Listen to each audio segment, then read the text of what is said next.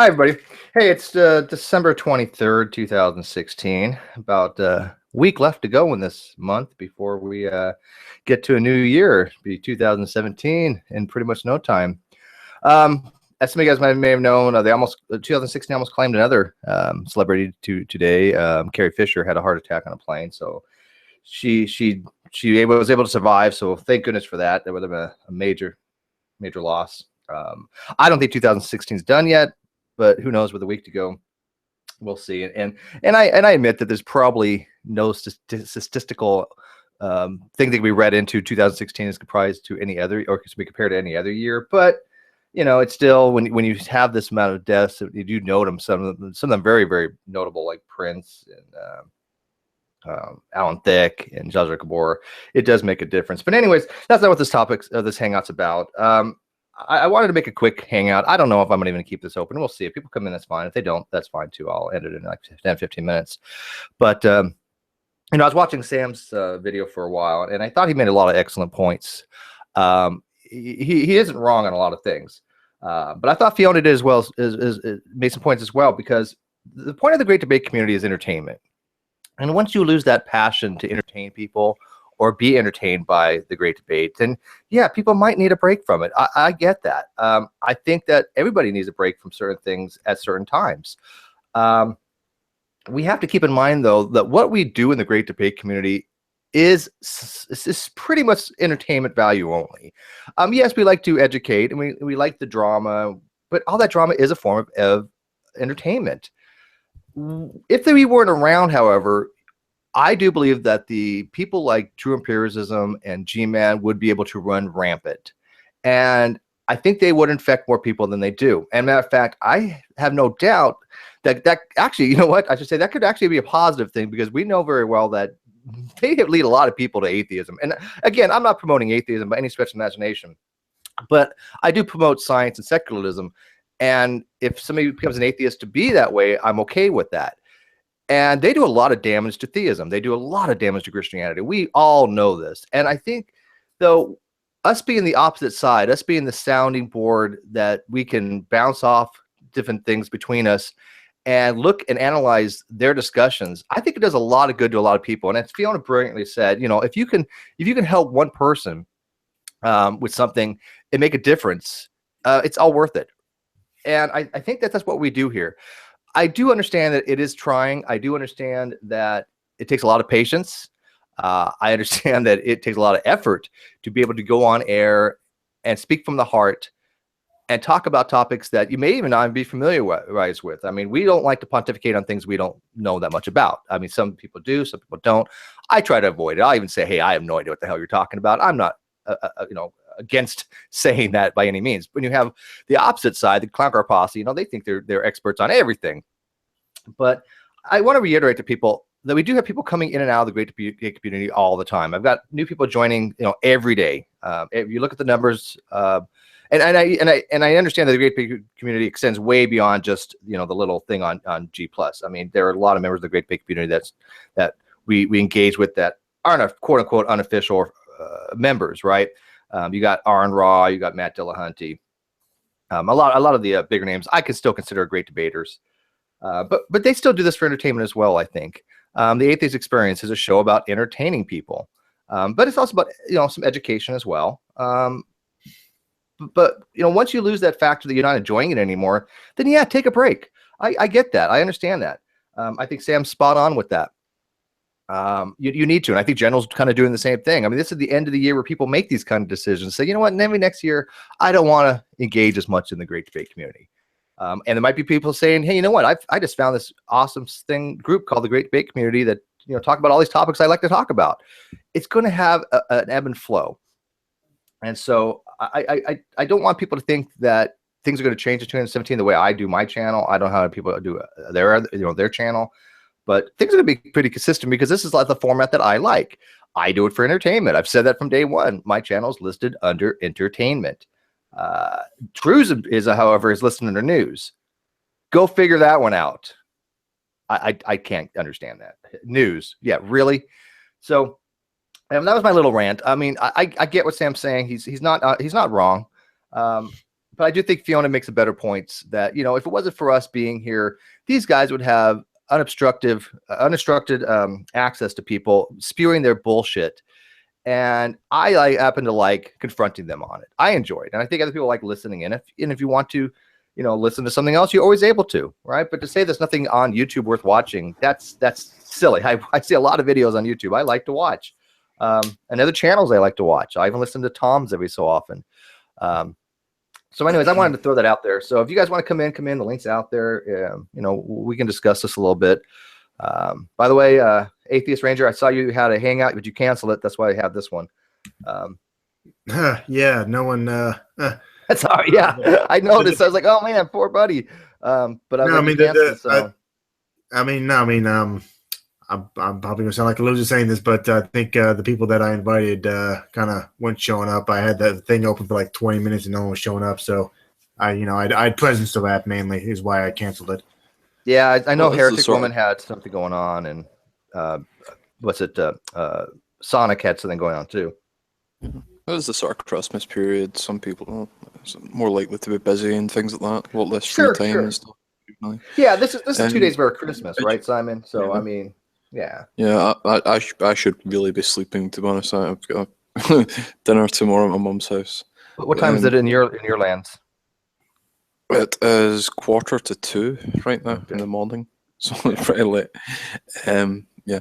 You said something quite interesting, Steve, and myself. I call myself an anti-theist, all right? No, not an anti-theist, an atheist, but more. It just helps because the term agnostic atheist can be a bit more difficult and things like that when you get down to it. It sums it up a wee bit easier. But you said something quite interesting was a lot of these, you call them the sort of clown car posse, and a lot of these religious people that try and convince and spew a lot of hatred and a lot of false information, and even information that, not even information, but scare tactics, to the point where if you don't believe in what I believe, you'll be going to this scary place called hell. And unfortunately, there's a lot of people that start believing in this thing and get scared into religion. And I think you do a good job of being someone with a sound mind that sort of confronts these people and says, wait a second, what you're saying here actually isn't in this book. You know, what you're saying here doesn't make sense. You know, why are you saying this?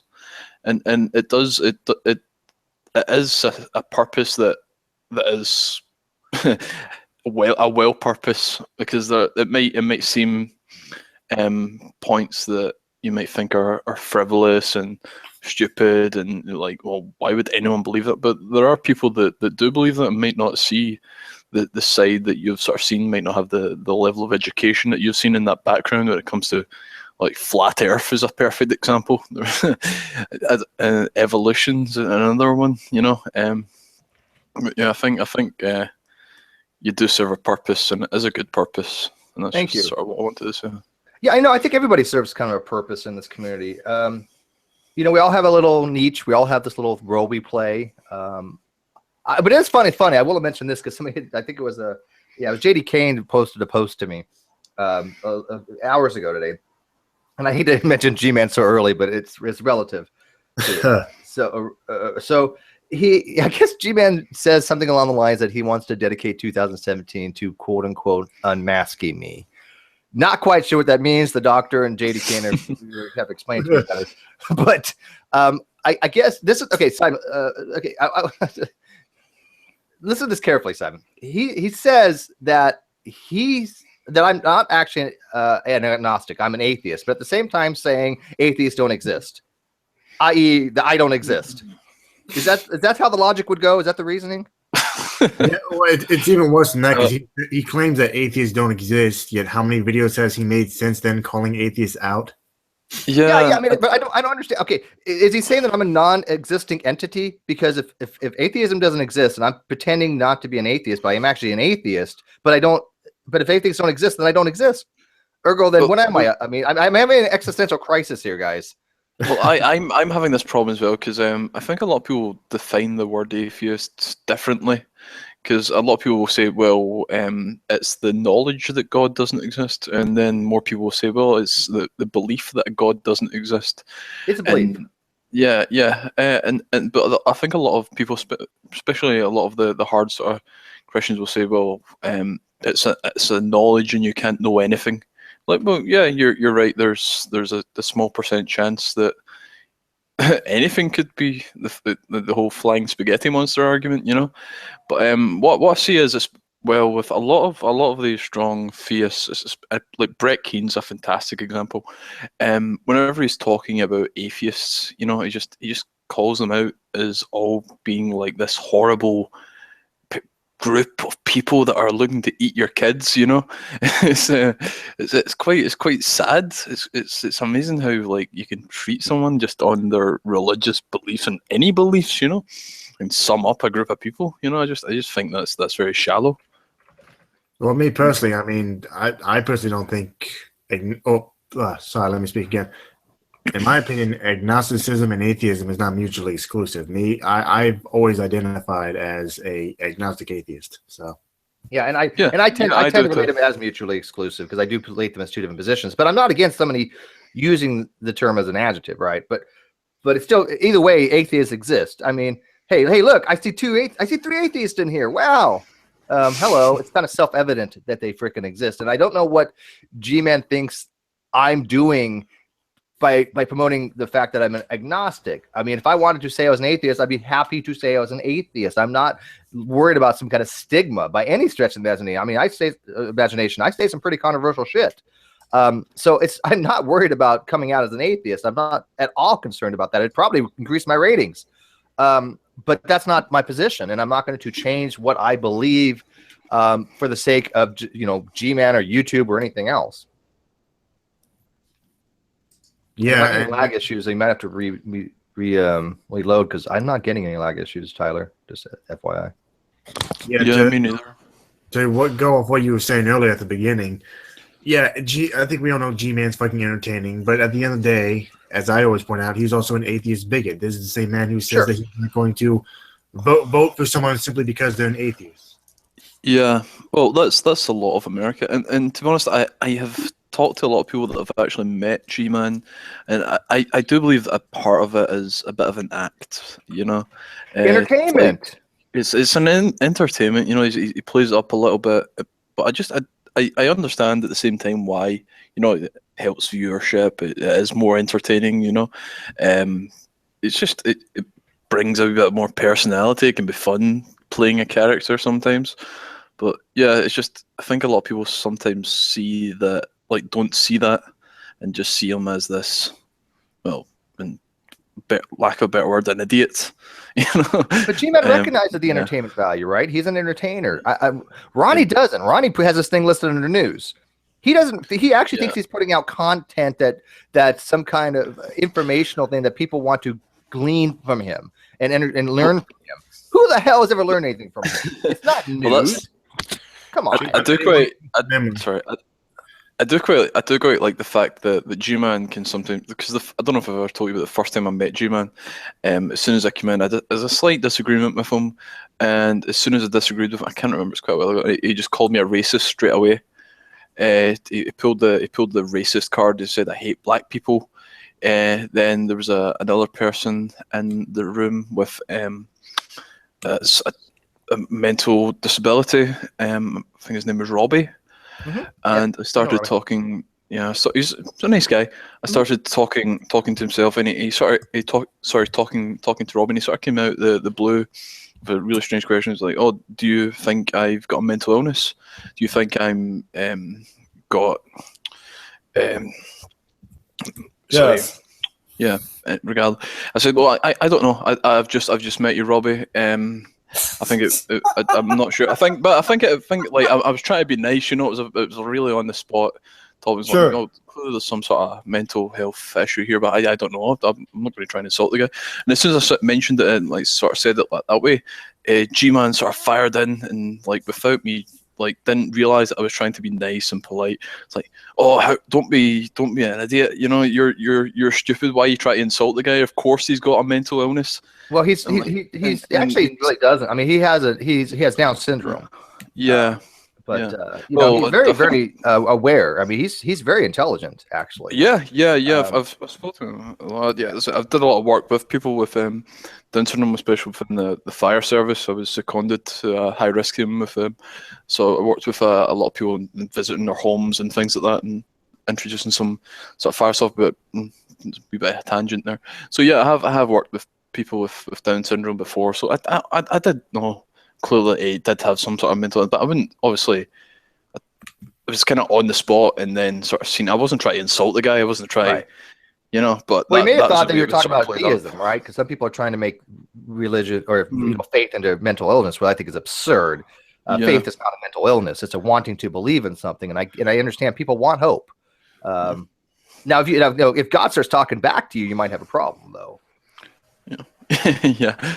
But what I kind of wanted to say was the G-Man, after a few talks with him, he did eventually apologise to me because he remembered calling me a racist before. So he actually took it upon himself to apologise. I didn't ask him for an apology, you know, I was insulted by the comment, but he did apologise for that comment, which I found was a bit strange, because I didn't really see many people that it was a form of admitting that they were wrong.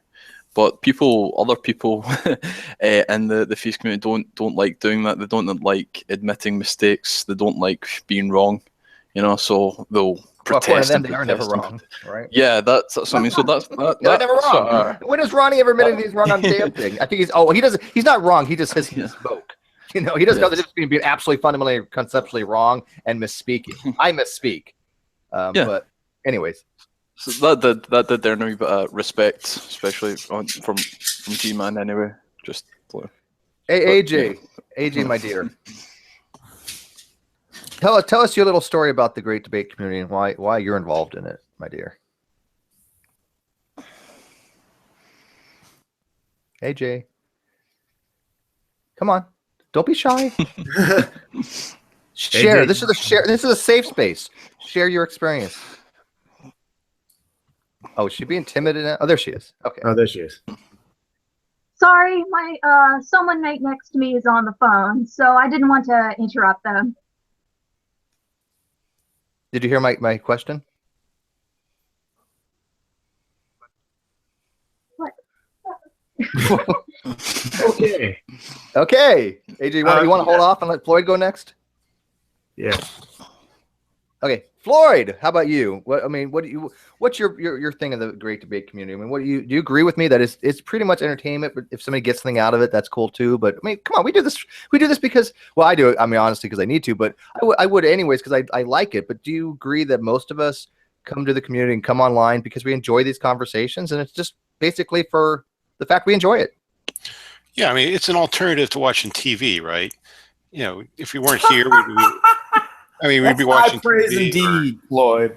Or playing video games, or I don't know, hanging out at a bar, or whatever other people do. So, yeah, so it's a way to kill time and to socialize and so forth.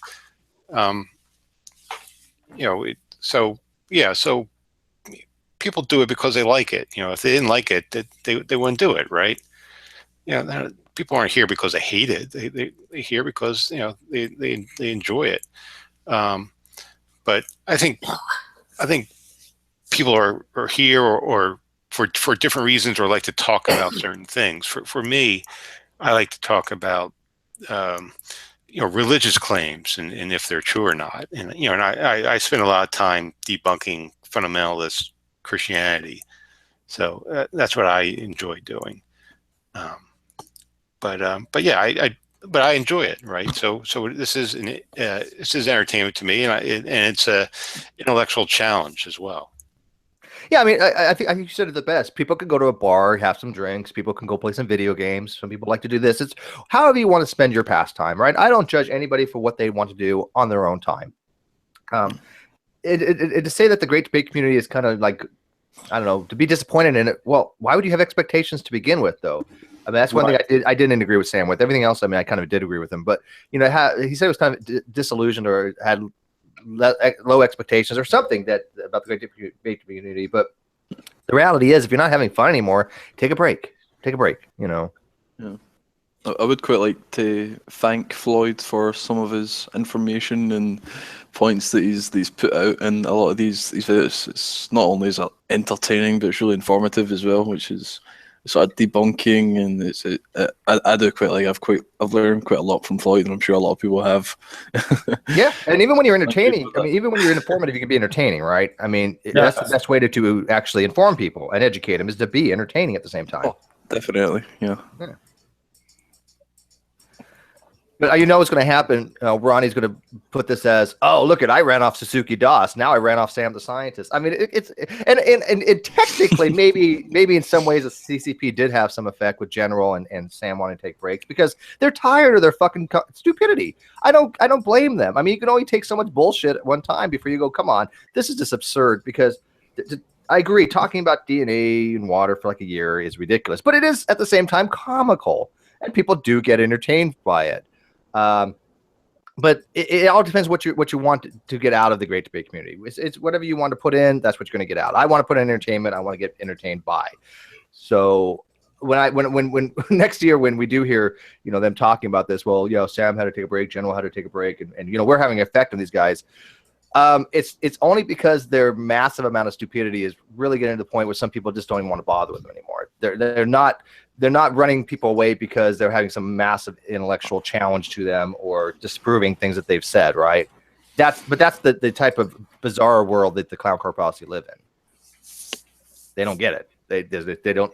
Everything's backed with them, right? Yeah.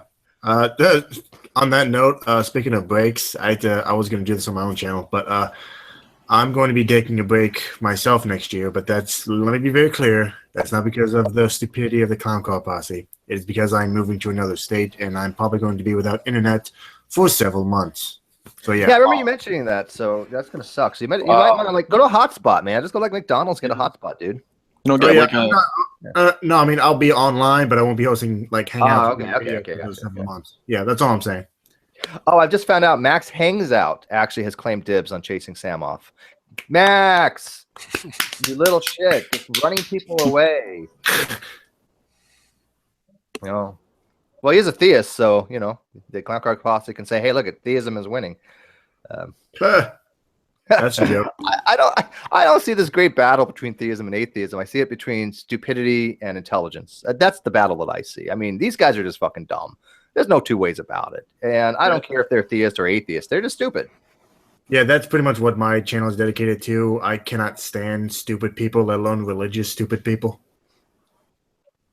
Yeah, as Jade said, you can only take so many concussions from banging your head against your desk. Yeah, I mean, I get that. Yeah. I'm pretty thick skin, so I'm not going anywhere. I'm here for the duration.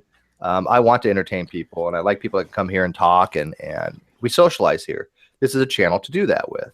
And I'm bringing a lot of people in. I've actually brought quite a few people in. So that's also very much the case for me. What Atheist just said is that I'm not here to debate these fools. The great debate community, for me, in many ways, is an atheist victory lap. It's where I can go, where I know I'll be around other atheists, and that's so rare. That's just really rare, especially in the United States, to go to a place where it's mostly atheists. That doesn't happen on the street or in most people's families. From the UK, well, maybe just around my sort of group of circles, it's almost the opposite. Most of my friends and family, they don't really talk much about religion. But some parts of my family are very religious, but I'm not really in touch with them. But so I quite like the interest and aspects of hearing about religious people and how what it's done for them and how it's helped them. I mean, I say some negative things about religion, but I don't think it's all bad. I think theism, religion has brought many good things Like, it helps a lot of people stop drinking and doing their drugs. It's inspired so much great artwork and architecture.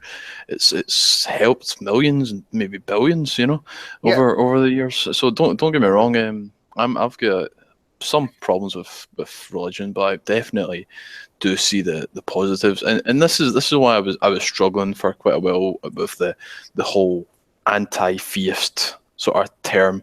I try to sort of see it as almost like a put the good and the bad on two sides of the scales, you know, and the sides heaviest are you anti, or you sort of you think it would be better or worse without, or so it's difficult. But yeah, I'm just trying to sort of find in myself what way the scales are actually weighing. Has it caused more bad than good? And I'm pretty sure Floyd would probably know a wee bit more about this than myself. Maybe let's get a better understanding. But yeah, that's sort of where I see it. Yeah, we take it seriously too. When we offer our arguments and information and so forth, we're taking them seriously because because some of them are just giving bad information. If we don't want that, we don't want that bad information and bad arguments to proliferate and to spread. So so we do take them seriously when they present bad information and bad arguments. Yeah, it's definitely subjects that that I'm more passionate about than religion. As well, there's a lot of people come in, especially about the 9/11 attacks and fire regulation and things like that. That can sometimes irritate me when people make false claims, and it's like, wait, what you're saying here is just not true. You know, what you're saying is bullshit. You know, and if people listen to this and you convince people, they might tell their friends as well. So I do see where the satisfaction comes in about saying, hey, what you're saying here, it doesn't make sense. You know, what you're saying isn't true, and this is what it really. Here's what actually the way it is. You know, and do your own research and do it right. But yeah, so I understand where the sort of joy comes in about debunking and debating and correcting. You know, yeah, I definitely do.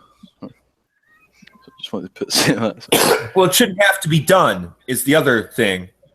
Yeah. I got into an argument with somebody over the other day. It's like, well, Japan had already surrendered before the United States had dropped those bombs. No, Junior, that is not correct. Whatever you think about the dropping of the atomic bombs, but not surrendered before they were dropped. Well, you've got a narrow way of looking at things. No, motherfucker, you just didn't look up Wikipedia. What the fuck is wrong with you people? Well, I mean, you still got people. I mean, just the other day, and I hate to bring up Hitler in a hangout. It's just, well, it drives me nuts. But it's people like, oh, well, Hitler was a staunch atheist, and he, was promoting evolutionary theory. It's like, come on, if you graduated 5th fucking grade, you wouldn't say stupid shit like that. It's just. I think they do it for like, I don't know, trolling more than anything else. But that kind of shit. Yeah, I think that if we weren't around, it would permeate the site even more. So I think we are like a dam that at least blocks a lot of this bullshit. I mean, we're a small niche, right? I mean, Sam's right. We're nothing special in the YouTube community. We're not PewDiePie. But we have a minor effect on people. I mean, I just had Max and Ez, say, hey, look I just want to note to you guys that, my dad is a Earth creationist, and I was all into that. And then I found Red's Rhetoric's channel and realized the Earth isn't flat and this is all bullshit. Then I found your channel, Steve, and realized it's okay to try to get out of this cult. And creationism a cult and confront my dad on stuff like that. So we do have effects on people. I mean, look at Wayne Gilmore. We had effect on his life dramatically. Absolutely. I mean, Nightjar Flying, that guy, all he had was playlists of Hitchens. But, they're really old ones, and I'm sure they came through for people. Yep.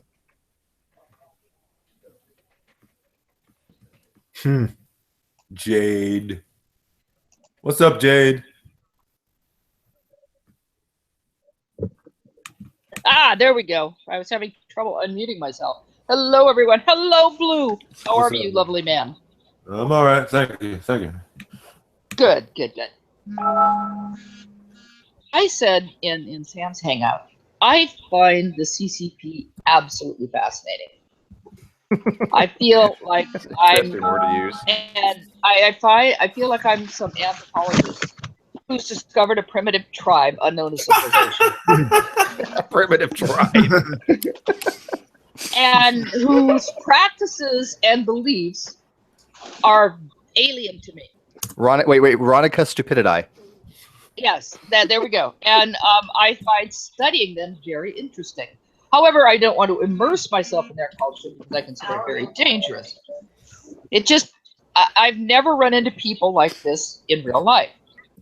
I've never met people with so much deliberate ignorance, such great egos, and so much Dunning-Kruger in my life. I mean, I've met people with great egos, but most of them weren't really stupid. I've met people who believe all sorts of woo. I mean, I'm a Californian. I was a hippie. Explored all sorts of interesting things when I was young. You were in the military at one time?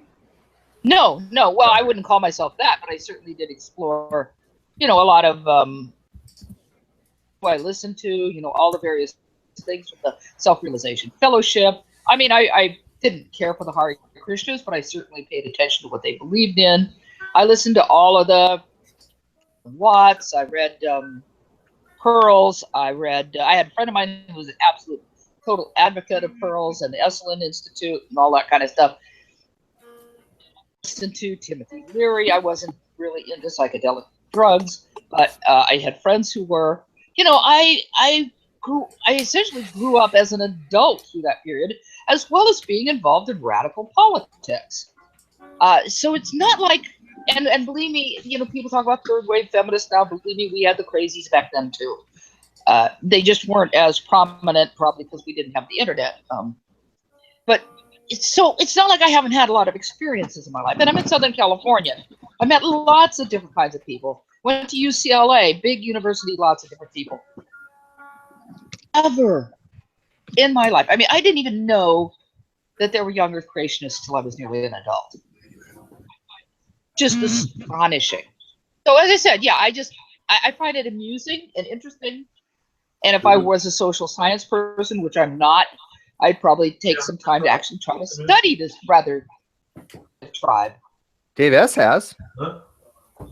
Yeah, Like, literally. I know. And I think that's really cool. That's probably what I would do if I was a social science person. But I'm more of a science, and especially biological science, and humanities person. Yeah, and that's I'm not the saying things that I'm more interested in.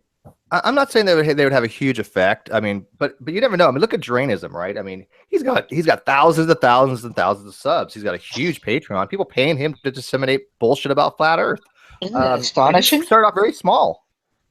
How on earth? This fascinates me. How can we are in the 21st century. When the Earth was round, going back to, well, even before Eratosthenes, I think it's the 6th century BC. I'm not sure. I'd have to look. When the fact that the Earth was round was first mentioned in Greek literature. Augustine, going back between the 4th and 5th century, he lived across those 2 centuries.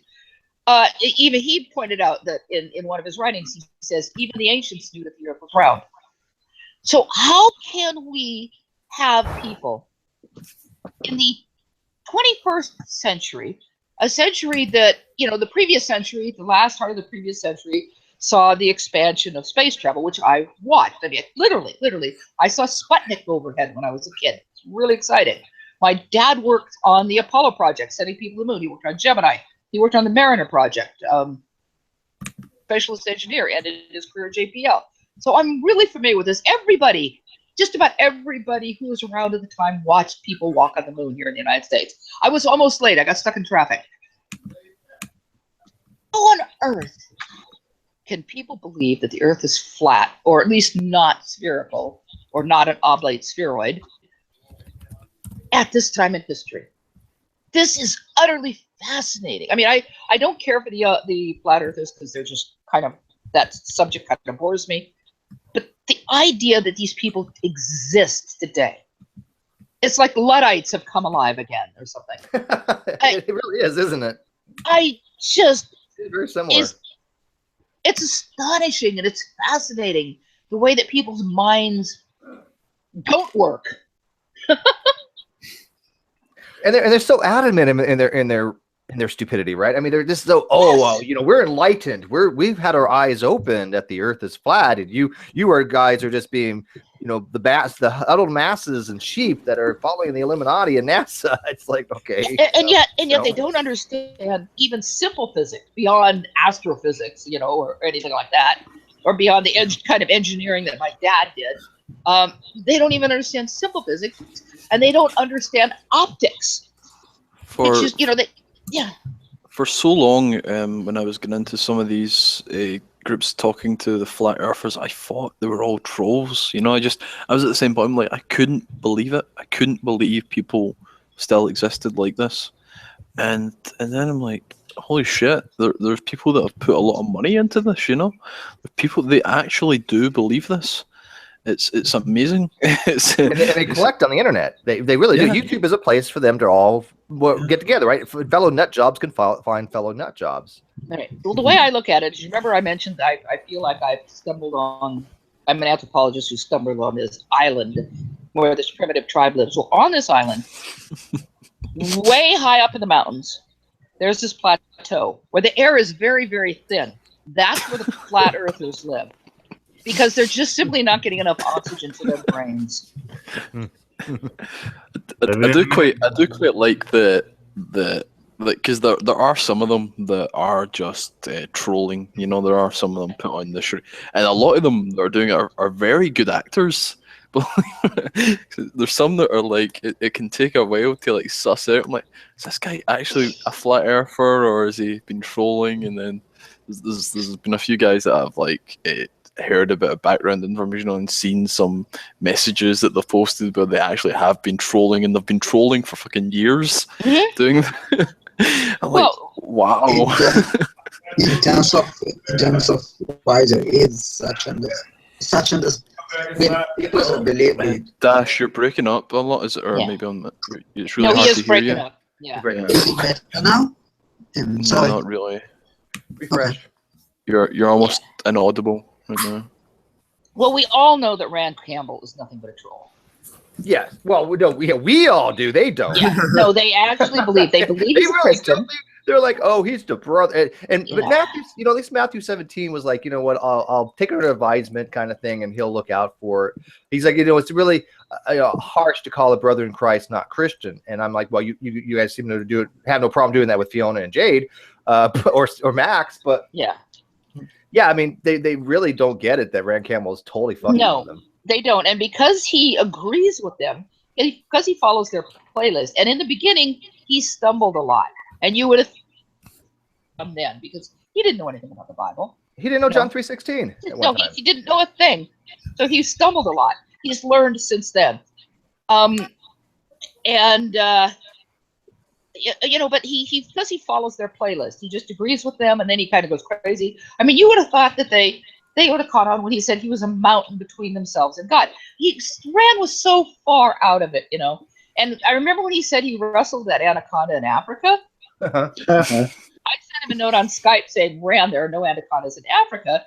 You need to tell them that it was an anaconda that escaped from a zoo.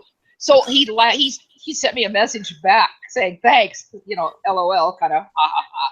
And then the next thing you know, that's exactly what he told them. He came back and says, well, you remember I wrestled that anaconda, and I forgot to mention that it escaped from a zoo, and I'm laughing my head off because I fed him that.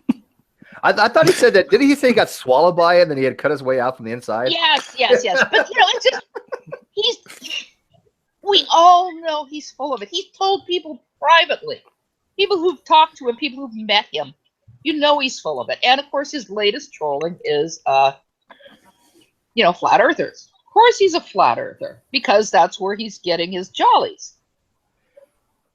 You know, he went conspiratard for a while, but I think they were even too crazy for him. Yeah, the fact that he could even say he's a flat earther with a straight face, I got to give him props. I mean, he is probably one of the greatest trolls this community's ever seen.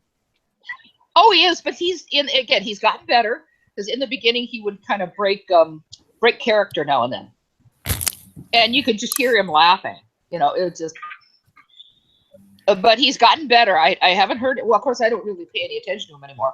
But I don't think I've heard him break character in maybe a year or so. But see, he's From the time I've entertaining heard to him. these people. He's entertaining to me. I actually happen to like Rand. I hate to say it. I know I'm probably on an outlier here, but I kind of like listening to the guy. I think he's fucking funny. I know he's pulling people's shit, right? I know he's taking a piss with these guys, and because of that, I can listen and going, oh God, these people are just stupid. I mean, for the love of God, He's just so cruel about it sometimes. That's what he bothers is. me. Yeah. You Well, know, because I mean, and- I think he's a bit of a sociopath in some ways. He probably Yes, doesn't I have empathy for agree. people. Yeah. I agree. I agree. And given his upbringing, and I have his mother's book, and his history really is what he says. That's one thing he's not lying about. Because there are pictures of him in that book, even from when he was a little kid. It's definitely Rand. There's no question about it. Mhm. So his upbringing and his background it's even worse than he tells people. So, he's definitely been affected by that. And I remind myself of that when I get really mad at him. And he tries to bait me sometimes, and I pretty much just ignore him. Hey, Christian man, do you know Rand Campbell? I met him once. Okay. I was curious. I've actually had good conversations with him. You can have a good. I've had conversations with him. Sure. Brian J and I had a really terrific off-air with him once, and he was, I think, one of the few times in his life actually sincere. But he was off-air, so he didn't have to pretend to be Rand.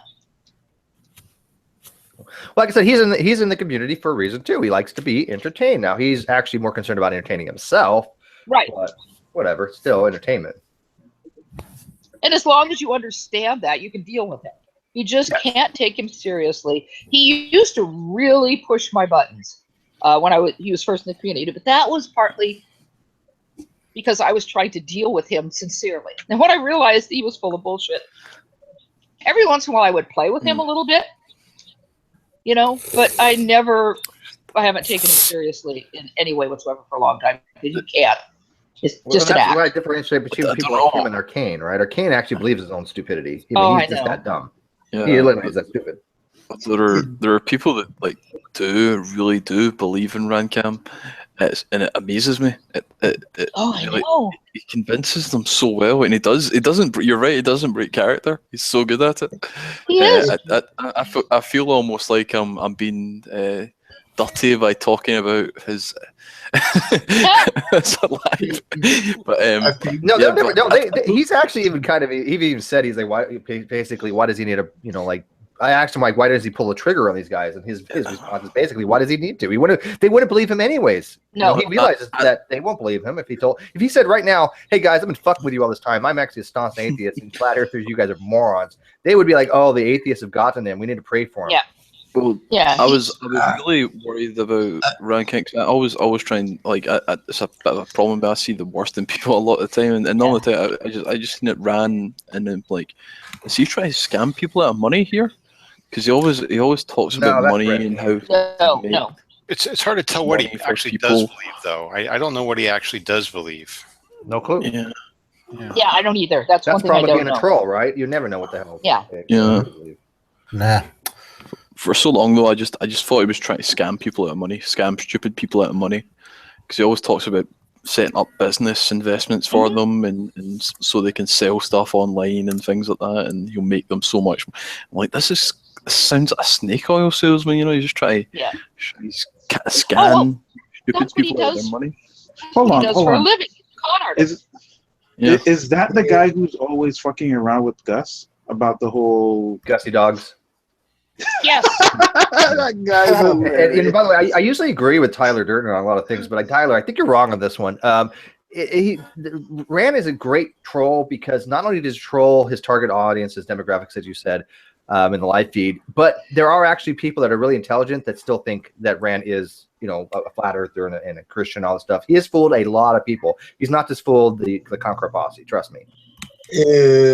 In terms of his character, he seems to me to aim at specific people as well. In terms of if he can't, in how we speak, he speaks in a rhetoric that would really fit a certain kind of people that look to some authority and things like that. It's kind of beside the point who believe in it, but there are people that look for it.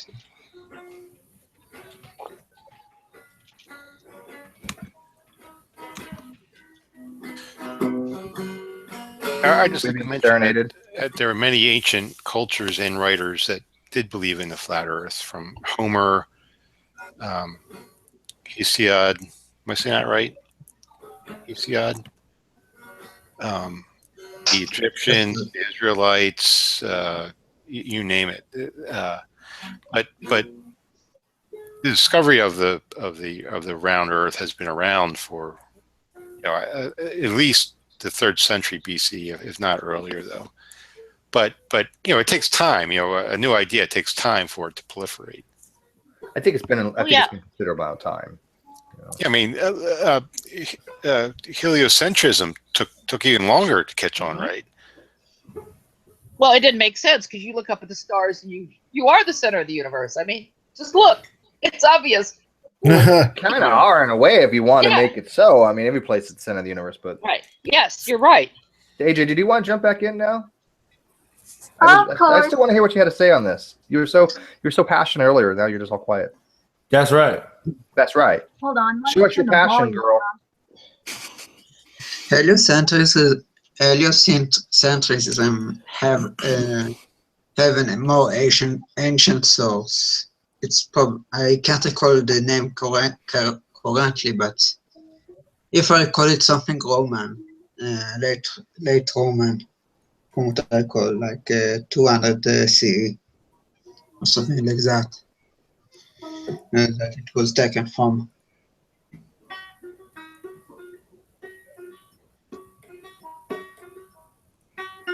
Playing guitar. But I do argue that the Bible does teach, or at least presupposes, a flat Earth. I don't know. Possibly it might presuppose a flat Earth. I could see that interpretation in there, but I think that the vast majority of the people that probably were influential in writing the Bible probably knew it wasn't flat. Don't you agree? Come on, a little bit. No. You think they all flat? I mean, come on, it wasn't that many years ago. I mean, we've known for over 2,000 years the Earth isn't flat. Well, I mean, the last, if you're going to be very I'll be back. Liberal about the dating of the Bible, probably the last written book in the Bible was perhaps 2 Peter. I'm trying to think. It could be anything later than 2 Peter. There might be. I don't recall any. But 2 Peter, if you can pick a very liberal date for it, goes all the way to this half of like the midpoint of the 2nd century. Conservative scholars would obviously put it much earlier. But that doesn't really address the flat Earth. But I mean, you have the Gospels where Satan takes Jesus up to a very high mountain to see all the kingdoms of the world. I mean, that presupposes a flat Earth.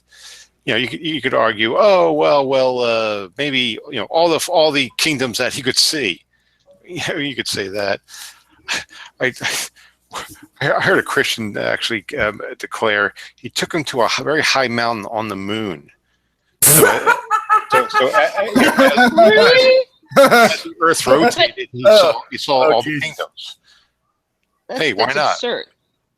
Yeah, doesn't the Bible also mention at some point like the 4 spheres of the Earth? Doesn't that kind of equate a flat Earth? You mean the 4 corners? 4 corners. Yes, I don't know why I said 4 spheres. Well, I mean that's northeast, north, south, east, and west. I don't think it implies a square Earth. I think they pretty much they all agreed that there was like a flat disk. It was just Google Bible cosmology. It's basically a flat disk of land, like floating on top of water, so to speak. And then you have the solid dome firmament resting on pillars, above it. And when it rains, the floodgates open and the rain comes down. it's like a air bubble or like an inverse snow globe, so to speak. The Egyptians interpret it that way, like in Homer and even in Greek mythology. In Greek mythology, you have who was Demeter's daughter, Persephone. Hades takes Persephone down to Hades, and so Demeter gets all depressed and all the vegetation dies because Demeter's the vegetation goddess. And then when spring comes along, Hades releases Persephone back to Demeter, and the vegetation grows again. That story only makes sense if the whole Earth is flat. It doesn't account for when it's winter in Greece. It's summer in Australia. They didn't know about Australia. Australia at the time. I should point out that Zeus has to come in and straighten out this conflict. So Persephone spends half the time in Hades and half the time. Do they think that Hades was like literally underneath the Earth, the flat Earth, like you had layers, and then at the very bottom or something, that's where you had Hades, sort? Yeah. Hades is pictured, underneath it. The ancient Jews believed in Sheol, which is just a very dreary, shadowy existence where all humans went. It's kind of like you're sitting at that Greyhound bus stop, waiting for a bus that will never come. That is hell. Yeah. Boy, wow. Yeah, no, I've seen Sheol, how they depicted Sheol. That's actually a game on it that's based upon Sheol. I can't remember the name of the game, but you have like solve puzzles. It's all black and white. Ludic was playing it one time. That's based upon the concept of Sheol. Oh, my mic's way over here. Nobody hear me. So real quick, I hate to change this, but I'm really curious here because Darwin's Greatest Hits pointed out that he says I might change my vote on the Dumb Fuck of the Year based upon something that Darwin's has said. That would take a lot. That would take a lot. Von Helton. Everyone please vote for Von Helton in the Dumb Fuck of the Year award. We got Von Helton's campaign manager in here. Blue's his campaign manager. Oh, I'm one of many. There are many on that team. We are going to pull this out. Never mind. I've said too much already. Come on, don't be hating on Von Helton. Yeah, Von Helton is just crazy. I mean, it wouldn't do any good to have Von Helton as Dumb Fuck of the Year. It really isn't. I mean, Ronnie's so much more deserving guy. Trust me. Ron Helton's not going to care if he wins Dumb Fuck of the Year. He doesn't even know what the hell it is. It's useless. It's a waste of a good award. Have you been watching his karaoke recently? Is there anything that'll improve him? Oh, Darwin's Greatest Hits. You got me intrigued here. He said Darwin deity has stooped to a low that is beyond anything Ronnie could do. That's quite a claim, man. That's a claim. Let's back it up now, baby. Back your shit up, boy. Better back that fucking shit up. He doesn't want to like tip his hat right off the bat. When's this video coming out? DGH. What time frame are we looking at? Oh, good. I'm looking forward to that. I love any of his videos. Yeah, I've had Darwin's deity in my hangout one time and never the fuck again. I hate to say it, but Darwin's Greatest Hits is probably one of my all-time favorite channels. It's just absolutely. I mean, fucking so good. And I hate Darwin's. Don't get me wrong, but damn, it's like the way he just does all his videos against him. This is beautiful. And that's again what I was saying. One of the reasons I'm here. Yes, this is a victory lap. This is an atheist victory lap. You had the floor for 1,500 years. Now it's our turn. And it's still entertainment. Why does Darwin's Greatest Hits do this videos? For entertainment, right? I mean, this is why the Great Debate community is here, people. When you forget that, then it's time to take a break. Oh yeah, and as I said in the chat earlier, I'm mainly on here like Blue is to just talk to like-minded people and BS around. That's pretty much it, and to attack stupid people. Well, there's a whole plethora to choose from in our community, so that's you know. And I have we're not going anywhere, guys. The Great Debate community has been around for what, 9 years? It's not going anywhere. You have new people come in, new people leave. Or old people leave. It happens, but it's not going anywhere. As long as there's dumb fuckery in the world, the Great Debate community exists. I'm staying as long as I want. You can't make me leave. God, we haven't got rid of AJ yet. Like, seriously? Oh my God, she talks. Yes, she does occasionally. Do you think more people want to see formal debates or just more hangouts and drama and so forth? Some do. Some do. Again, one size doesn't fit all, right? I try to have a diverse amount of topics on my channel as far as what we do. I mean, we can be having a debate. We can have just an open hangout. We can have guests come in. Everybody wants to see a different thing. So yeah, some people do want to see the debates. Like I want to see you in general have that next year. Have some kind of debate. I would be interested in that. So, Would you like to see me debate anyone? not really. Sure, why not? good. Why we don't debate? Shoo! Oh, good.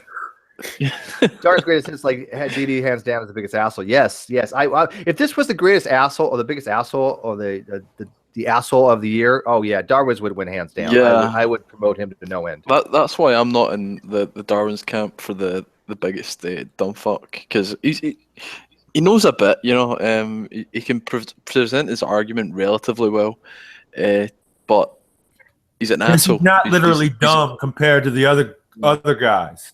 Yeah. Compared to the other ones, he's not dumb. He's a fuck. He's a mean asshole. Yeah, he's a mean bully. He's just a He says bully. a lot of dumb things though. Yeah, he does. But there's people on that list, unfortunately, that that say dumber things. This is true. Well, I'm looking forward to seeing that video best tonight. So. idea. I Go ahead, AJ. I gotta be right back, but I'm listening. Well, since nobody has won the biggest dumbfuck of the year thing, how about as the reward, I draw something of them. I draw something just totally stupid, just totally mocking it. Just draw something for the biggest dumbfuck of the year. I would be down for that. You know what? We could have like Ronnie Von Helton and Darwin's debate each other on who should be the biggest. That would be the greatest thing ever. That would be awesome. I don't care whose channel it was. I would watch it. You're a bigger dumb fuck. No, you're a bigger dumb fuck. Yeah, if it was going to be, sure, I think you would have to give it to probably Von Helton. But it's just I feel bad giving it to Von Helton because I don't know what. But what? You can't feel bad. He's evil. Dude, he'll be happy but- he won an award. He's that goddamn fucking just out of it. His brain is jello. I have no fun mocking him because he's just not even there anymore. Yeah, I disagree. He's there enough to spread, hoax-tard theories. So that's enough. Nobody buys into his bullshit. Yeah, no one believes. A lot of people like Von Helton. They accept that he's. I think they feel a wee bit of remorse for his kids and things like that, and just take his bullshit claims. Or when he still talks about how he helped invent the fucking stealth bomber and things like that. I thought this was lies. I thought people were just saying this about him. But no, he still enjoys these claims. Because he drew a triangle, and when he was a kid, literally, this is a story. He drew a triangle, and because the stealth bomber was a triangle shape, that was in his mind, creating stealth technology. I am not exaggerating. That's what happened. I find it interesting. No one talks about G-Man anymore because I think he's won too many times, and I think he's beyond the category at this point. Yeah, At this point, he deserves like a lifetime achievement.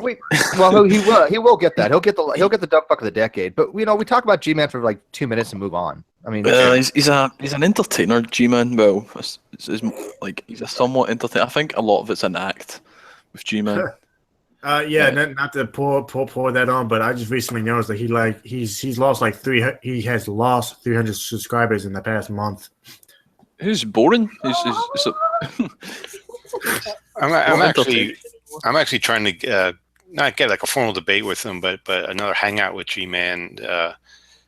Talk about the Book of Daniel, and he kind of he was in a hangout with Ken Jones, and I was watching it and on YouTube, and it said the number of viewers were 2.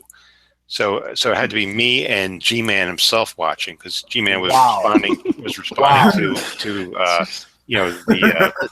didn't think stoop so low, Floyd. And I've lost a bit of respect for you now. Yeah. I was singing your praises when I came in here. But I was busting on him. I was saying, oh, G-Man, when are we gonna talk about Daniel? And Daniel, he said, oh, well, I'm working on something next month, so maybe we'll have a hangout next month. But I said, we could just have a informal hangout, just me and you, and we'll talk about it. Doesn't have to be a formal debate at all.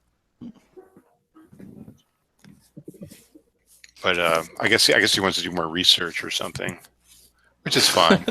I need to learn to read first. Yeah. Although it has to be on a, I guess if it's just me and him, that's fine. I don't want it in like on Ronnie's channel or Veckel. Veckel, he acts like he's a nice guy, but he'll like turn down the volume or overtalk you or interrupt and stuff like that. So you still have to be careful with G-Man, where you are. I remember the hangout, the debate I had with G-Man.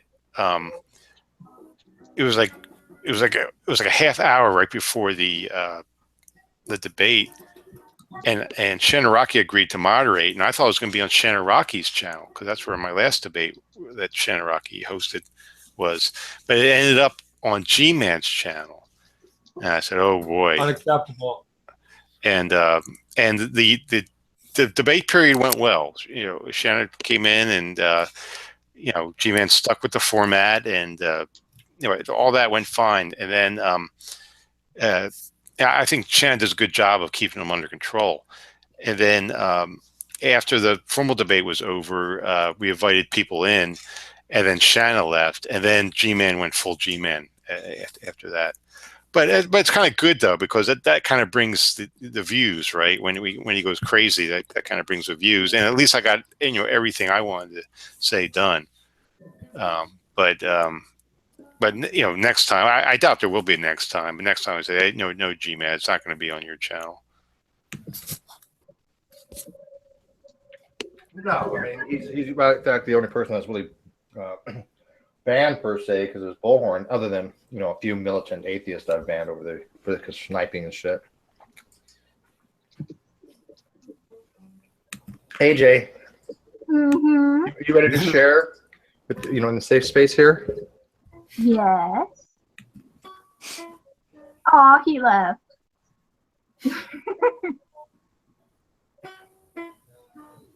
Well, ladies and gentlemen, don't you dare touch that computer, Taily Poe. Anyway, you all want to know why I joined this community? Is that so? Lay it on us, sister. Drum roll here. One word. Revenge. Revenge to all the people who have wronged me in my life. All Breaking up the those infinity people symbol that here. hated me. Every single one of them hated me for one reason. Because I cared. I cared about them. I cared about others. I cared about everything. But they didn't like that. No, these people just loved to hate. My kindness was like acid to them. So, I joined this community to make them angry, to make them hurt, I guess you can say, to melt from all my kindness. I joined this community to be evil, to make them angry. My kindness, like I said, is like acid. They hate it so much, they'll come to my channel. I'll delete their comments because they're so stupid, but I save a few because they're so funny. But they come to my channel almost every day telling me, kill yourself, you're ugly, get out of here, you're stupid. Well, guess what, motherfucker, I'm never leaving. And I never leave. You're here. The reason you're here is because I'm here. I'm here because you're the reason. I love making them angry. I'm like Bill Cipher. I like to manipulate their feelings. I like to trick people into thinking that I'm evil. I love... She's like the Emily Thorne / Amanda Clark from Revenge. This is awesome. was a great show. Sorry, I got canceled. It was a I'm good. never leaving. Ever. I am Which never Game of going to Thrones kill character is myself. she quoting? The Queen. Sounds like Cersei.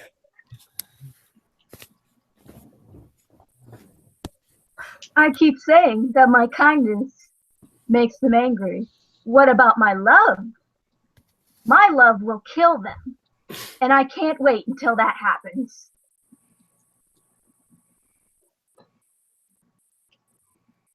Wow. Alrighty. I've got the weirdest boner right now. I know. Hey, dude, she's 18. She's only 18. Relax. All right, that's legal. Wait, in that's the legal. UK. What the hell am I saying? Yeah. Oh, but by the way, Jade, you really shouldn't post a picture of G-Man's mom like that.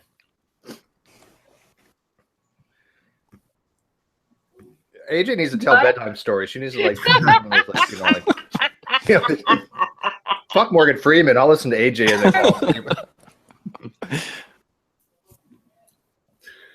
They can't stop me either.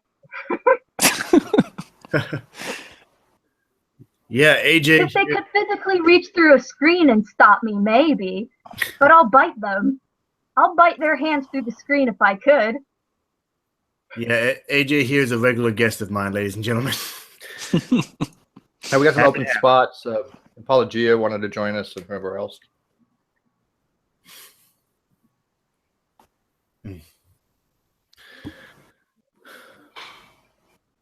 I'm a I made some bomb-ass showstopper. Christmas ham. It's really good. Yeah, these apple schnapps are good. Jesus. I Don't you can't love wait this for. season? Yeah, I can't wait for dinner tomorrow. I'm gonna get some haggis and some nice whiskey, and it'll be a right Scottish Christmas dinner. Just remember the reason for the season: axial tilt. Yeah. Yep. I'm gonna give me a big ass turkey and get some more apple schnapps. That's too sweet. I can. Yeah, I'm not a big fan of apple schnapps. It used to be when I was younger. Well, it's either that or Grey Goose vodka. Oh, I like Grey Goose. Yeah. That shit burns going down though. That's. Get some. Do you know what I am? Hugh Ross has tweeted. Man, he said genetic prosperity partly. Excuse me. Genetic prosperity partly explains the extended longevity of better educated people. Okay. What? Genetic. Let's hang Oh no, I'm out. sorry. I mean, I read this wrong. Genetic propensity partly explains the extended longevity of better educated people. So, the better education you have, the more genetic propensity you have to reproduce. Okay, I didn't know that. Or is that a thing? I guess so now. But hold on. Unless you're Isn't Hannah it- that wants to adopt. Isn't it like the opposite? Whereas like people who are more educated tend to reproduce less. They do. Yeah, I've read that as well. Because they focus so much on their careers and Yeah. education that they actually, Yeah. if they do have children, it's not till their much later years, right? And let's not knock adoption. Remember, I'm adopted. I didn't turn out so bad. Actually, based on my experience, kids who are adopted, or the friends that I have who are anyways, they're like character wise, they're way better than their. Well, I brothers think and in sisters. my family, that's true. The adopted kids are better adjusted and more successful than the natural kids. And it has less to do with genes than it has to do with, my mom and my aunt found they couldn't have children. So to adopt takes a lot of work. Yeah. Like, oops, we got pregnant, or, whoa, let's get pregnant. So they were both older, for one thing, which is very common in adoptions, and they were more stable. But also they were willing to put in that effort. They knew what it was like to not have children. So I think there's more thought into it, more care in adopted kids. Yeah. Adopted kids often do better because of things like that. It's not necessarily that we're better. For a lot of us, who knows what our genetics are, who I suspect, but it has to do with the way you're, my mom made sure, I was read to by the time I was a little kid. My mom told me I taught myself how to read because every single night she brought in, she wanted to make sure I had books, she wanted to make sure I had everything. But it's that effort that goes into it, and also adopted kids tend to come from smaller families too. Being Catholic, I have a lot of friends who came from big families, and that doesn't always work out so well because you can't give the proper attention. A lot of big families will say, "Well, all these brothers and sisters, yes," but you're not getting the attention from your parents. Their attention is spread too far, and money is really, really difficult. So I think adopted kids tend to come from smaller family. The parents tend to be older. They tend to really, really want kids and are willing to put the effort into it, and they tend to be a bit more financially stable by the time they adopt. So, yeah, we kind of tend to turn out a little bit better. Okay, you see, like growing up, like where I grew up as a kid, right? Large families are normal, right? And to be honest, like it just depends. It really just depends on the parents, because based on what I've experienced, it's like most of the kids are relatively successful. And I mean like in a family of like 4 or 5 kids, right? And maybe it's because where I, like in the Caribbean, like parents are like monsters when it comes to education. Like you need to have a good education, unless you're gonna get your ass kicked. Like your life is gonna be miserable, right? Maybe that's the difference. But I don't like growing up like or just coming here like and I see those things. I'm like, why is it so different here? Because the cost of living is much cheaper, right? Access to education is more widespread. It's free. Why is it that it's a case where people, even though they are in large families, like that the children, are just less successful, since the opportunities for the most part is equal and it's there. I mean, even if the family isn't making a lot of money, there's plenty of social services that are there to help them out financially, right? Well, you made a great point. I think a lot of it has to do with culture and upbringing as well. Especially there's a good example here in Scotland. There's free education. If you do well in school, you can go to university for free. As long as you're accepted. But the majority of our universities are full of people from Korea and Japan and a lot of Asian people, because they tend to study a lot harder, they tend to get better grades, and they're pressured a lot more by their parents to succeed in especially education. So yeah, I think it's definitely, it's not so much culture definitely has a huge impact. Yeah, and another thing too.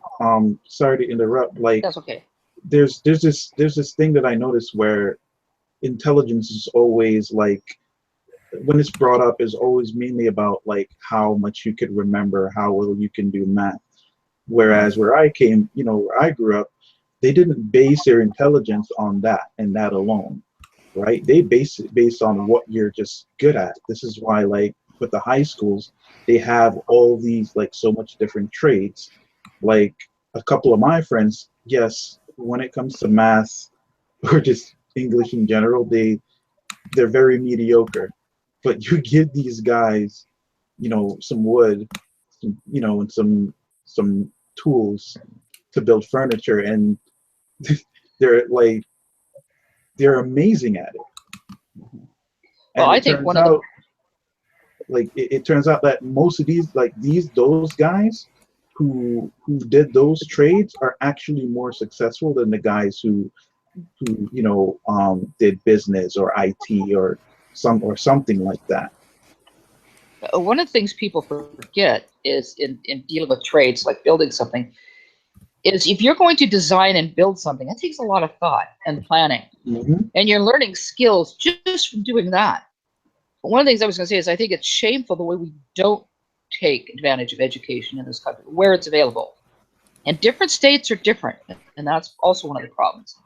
Here in California, we have a massive state college, university, and so education, if it's not actually free, it's pretty cheap.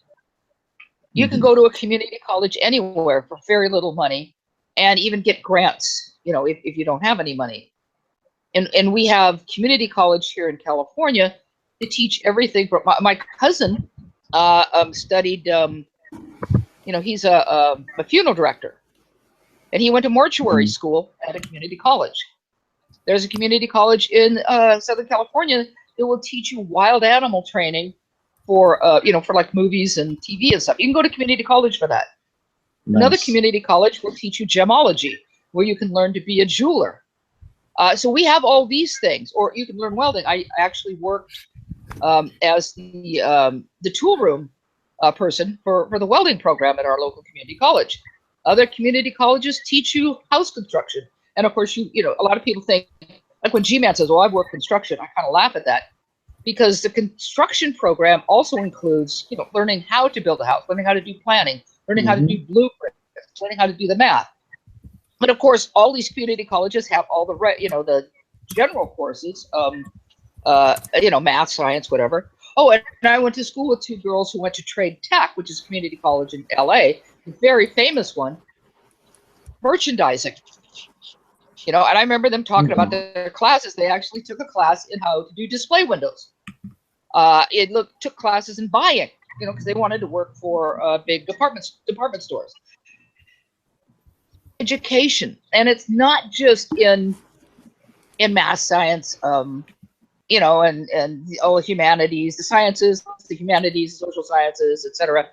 So we have this education available here in California, and of course you can go on to the state colleges or the universities. And again, although there are fees, there are ways to, you know, the financial aid will help you deal with them.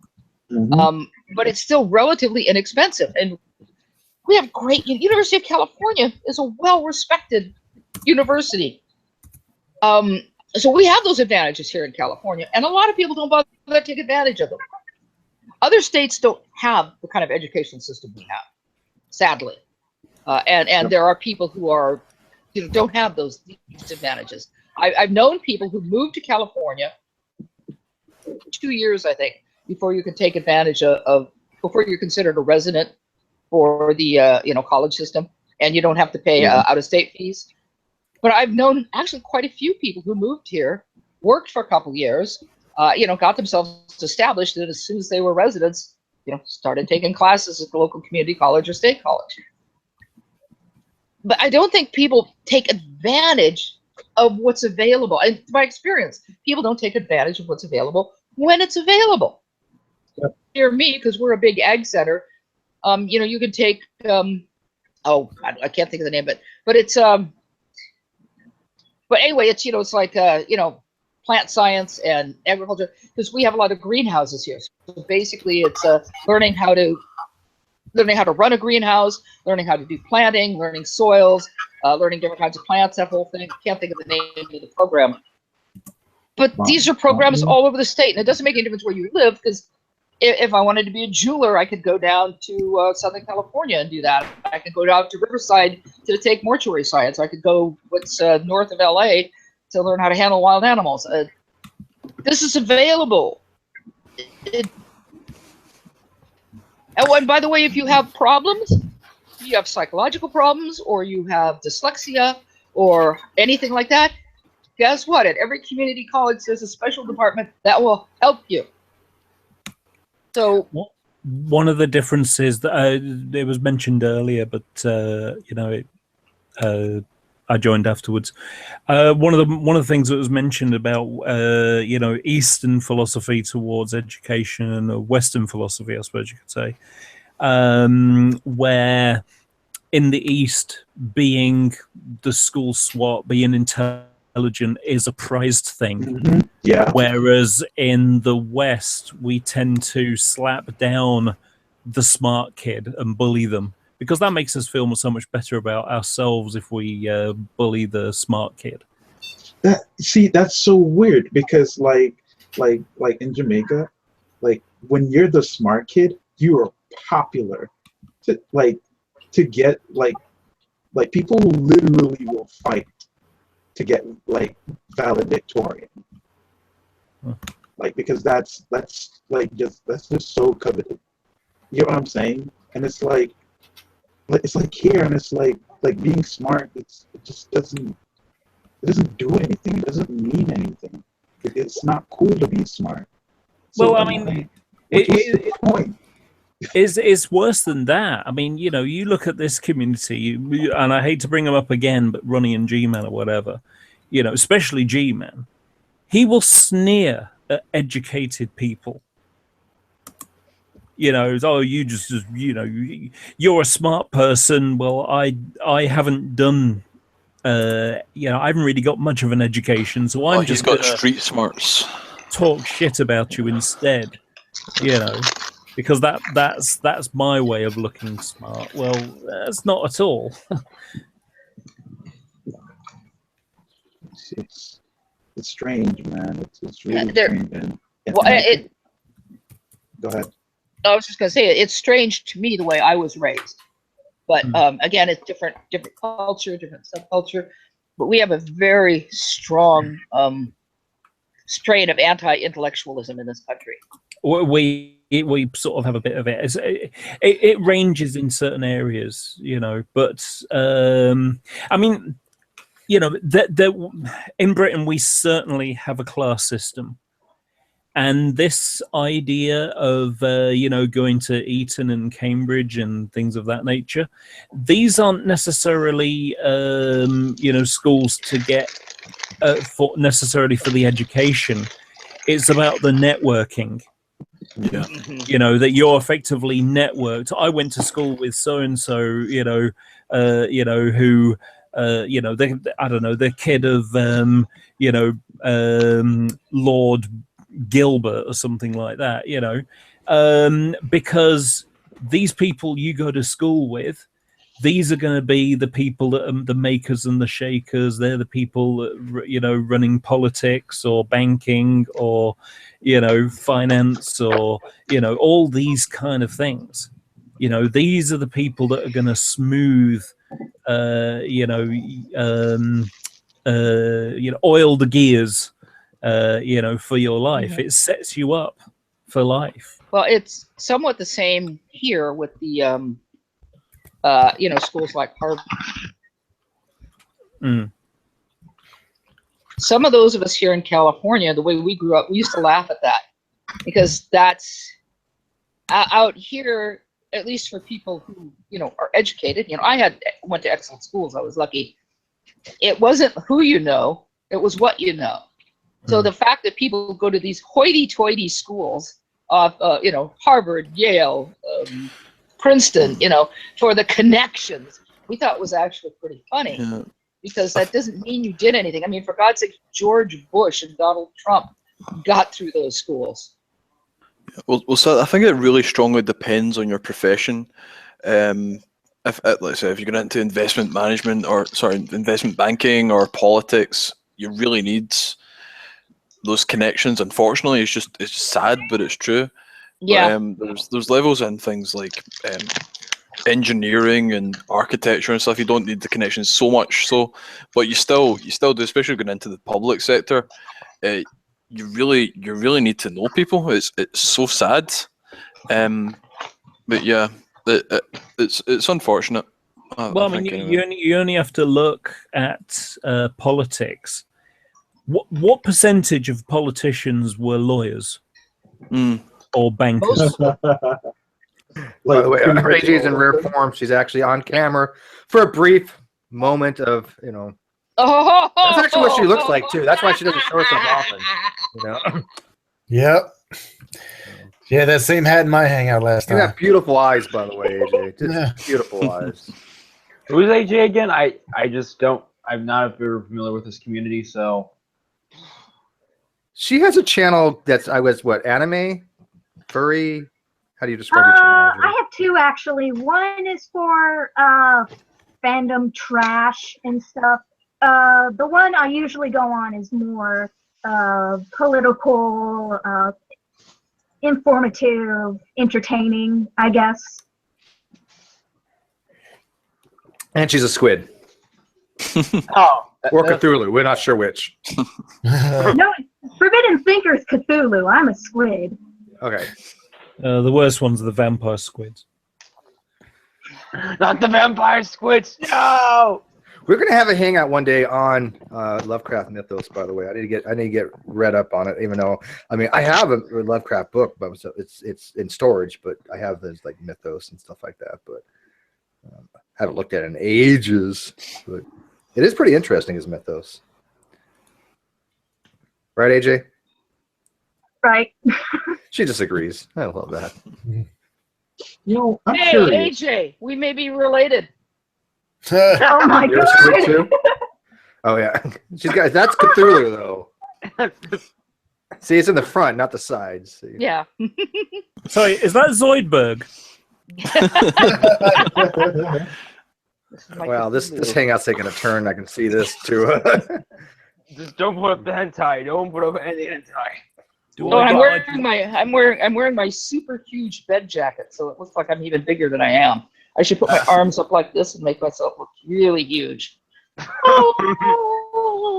This is how furries got started. You know this, right?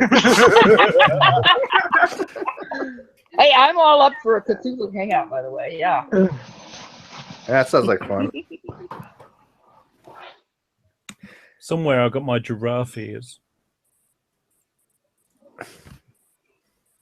Well, I'm sorry, but you have to go cephalopod, or you can't join.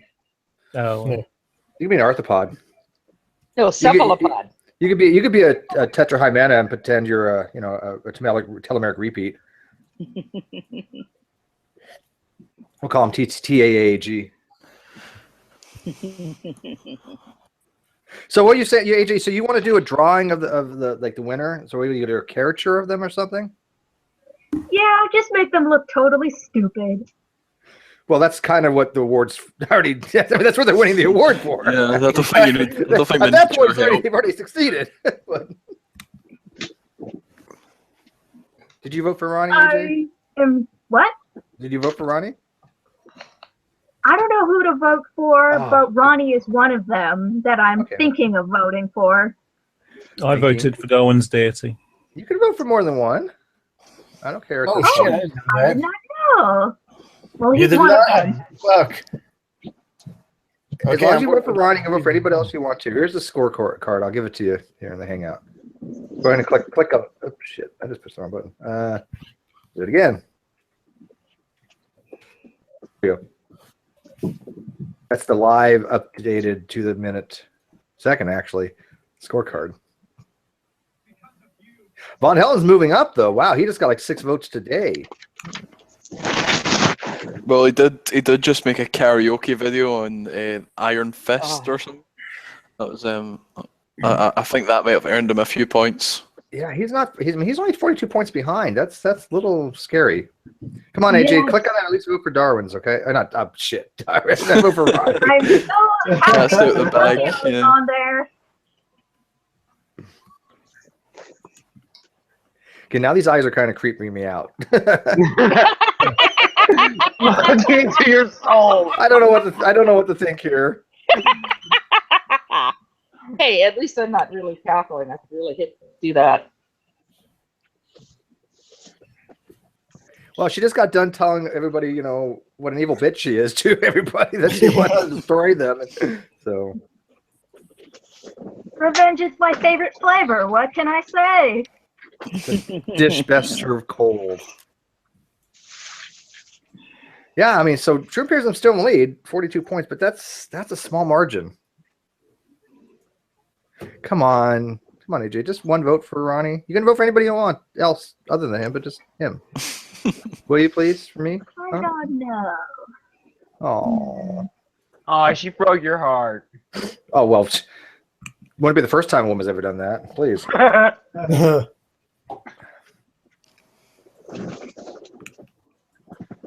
I'll vote tomorrow.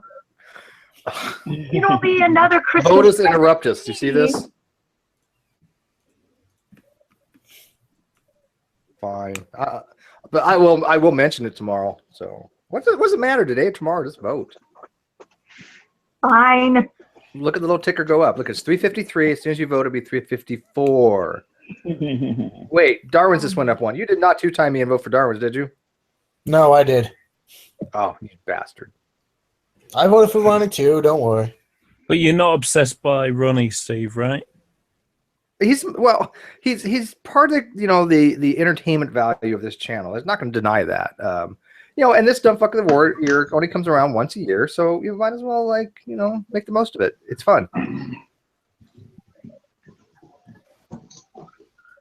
Hey, if I didn't be his campaign manager, someone else would. I mean, Darwin's Deity got Jack Angstrom. Von Helen's got blue.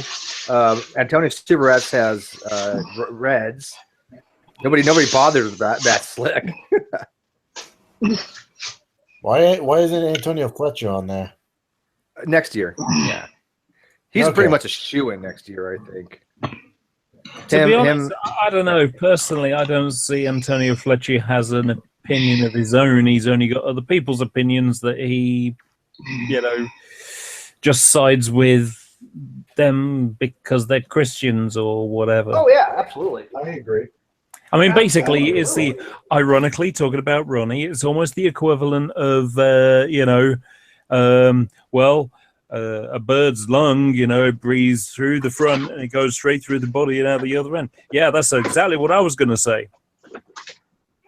It's exactly, this is the parallel. Yeah, I mean, I just think we have a lot to look forward to from Antonio coming up in the next year. He has these hangouts and he'll basically be the only person talking for like an hour, 1-2 viewers, and not say anything. How can people do that? Like sit in a hangout by themselves, speaking for how long? That never makes It should be sense. 15 minutes tops. Tops. I mean, maybe even 10. I mean, it depends what you have to say, but to sit in like an hour, like Nephilim Free does, he's done that numerous times. Even if you're ranting about something, like what can you rant about for like an hour?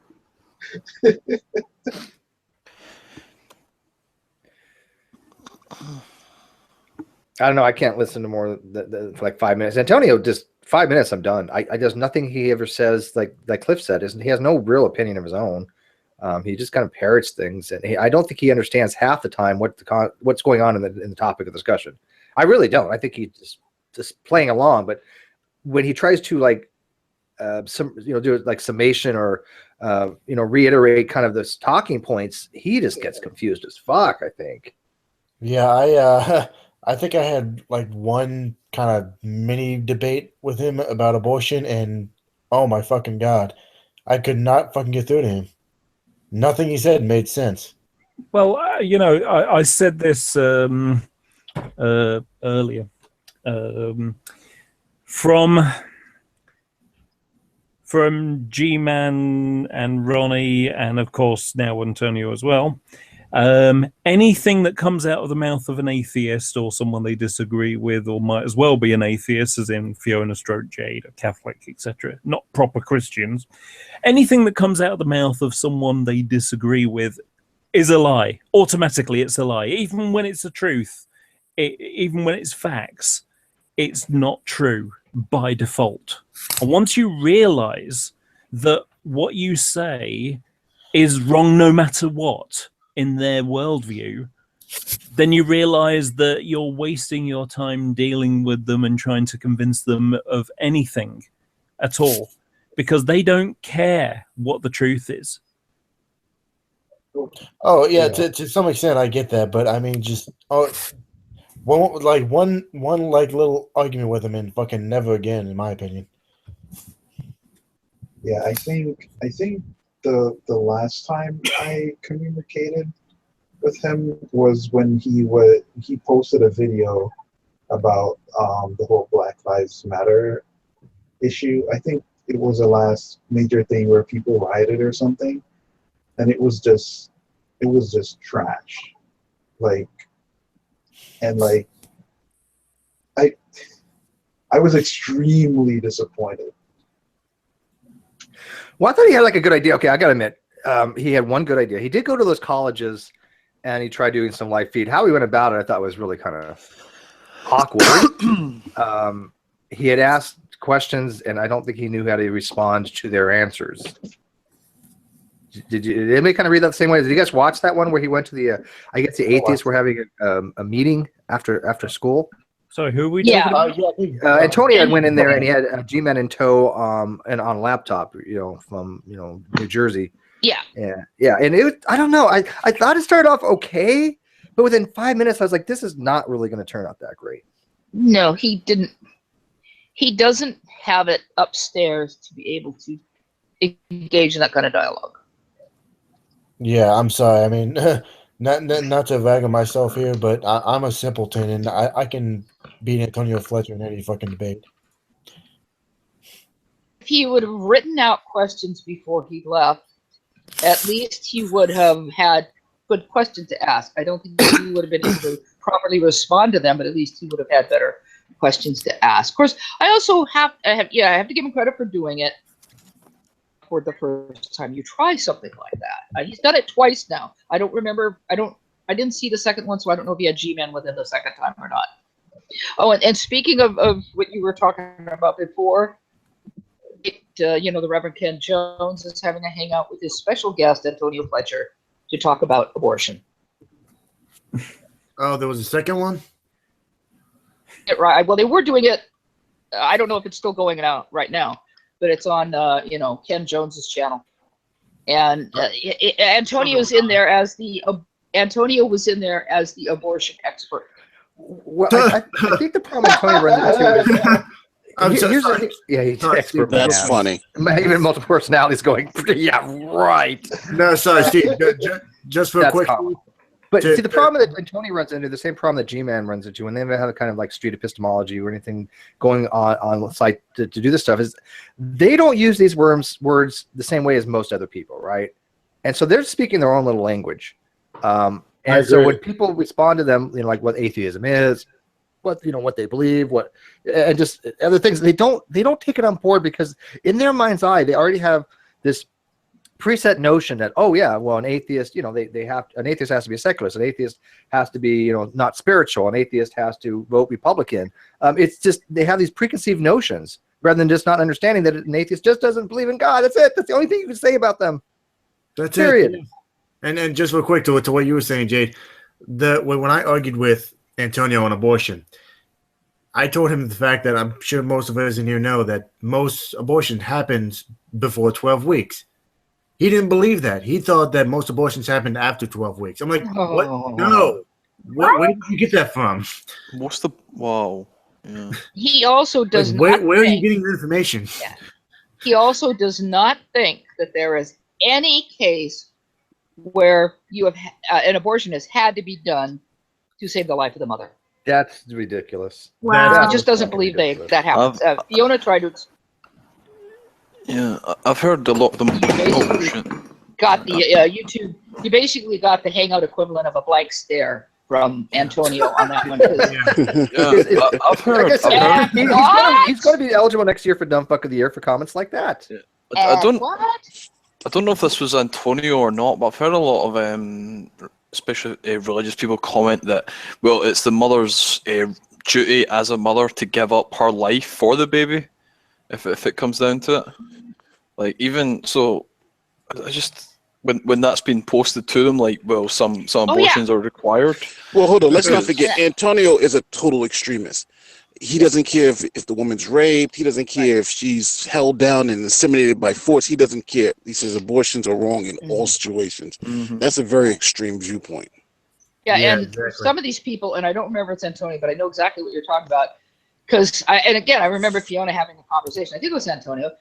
She said something like, oh, you mean so the mother should give her life for this one child? What about the children she has at home?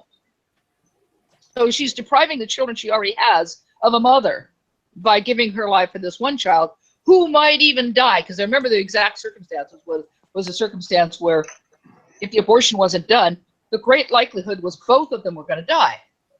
But his response was, well, then that's the way God intended, or something like that. And again, Fiona's like, but this woman has children at home. Who's going to take care of them?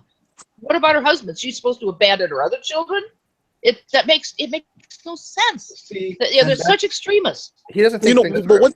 Yes, and one thing Antonio does is he follows the flock. Whatever someone else in the room says, and if it's toward his point, he agrees and he just goes with it. Because there was even one time I was arguing with him and Darwin's deity about the legal issues concerning abortion, and they kept saying something like Roe v. Wade said nothing about the life of the mother, and I'm like, and it kind of surprised me because Antonio's pronounces himself this expert in abortion, and Darwin's does too.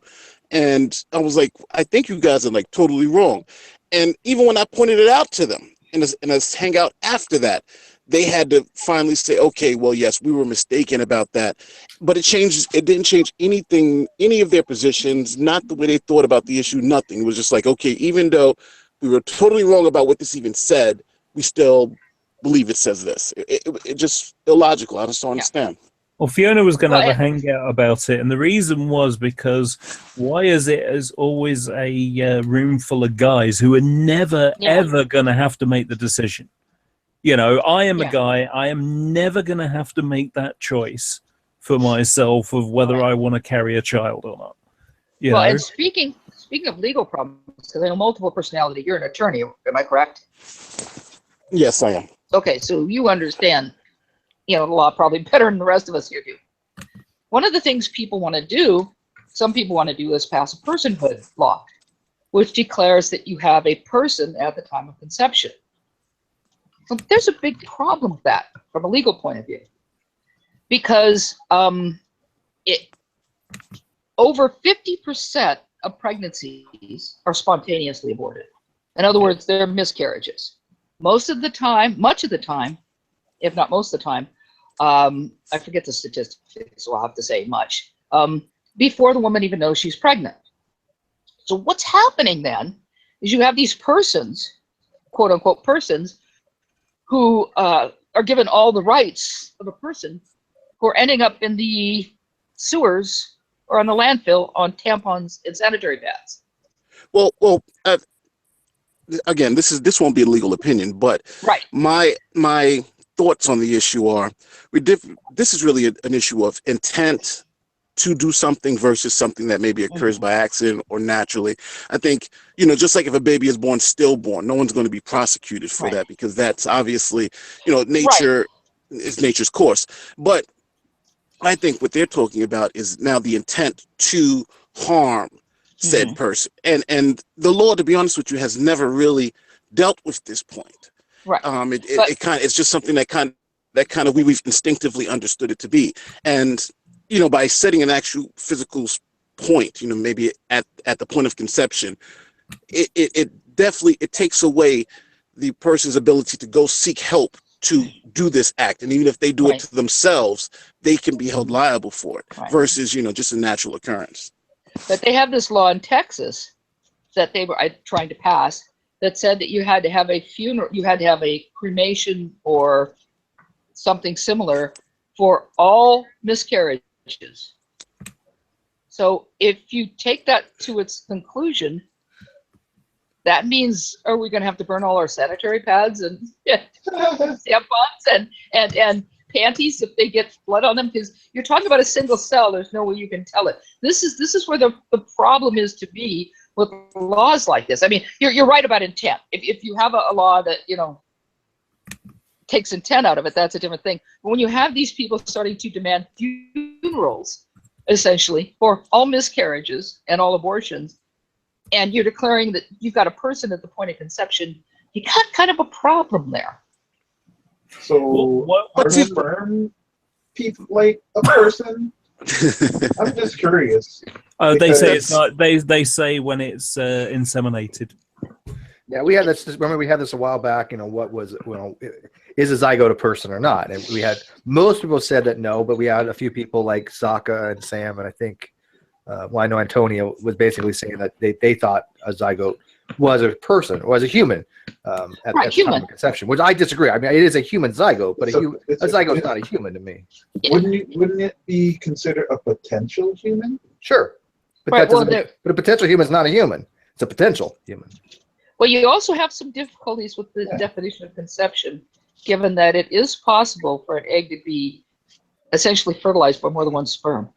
They usually die, but I mean they do die.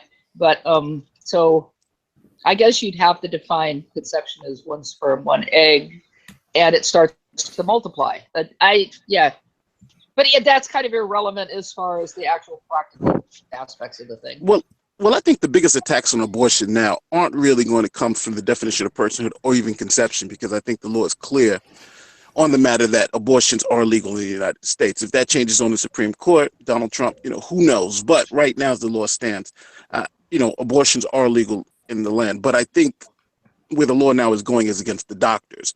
You have to have admitting privileges in certain hospitals, which are hard to get.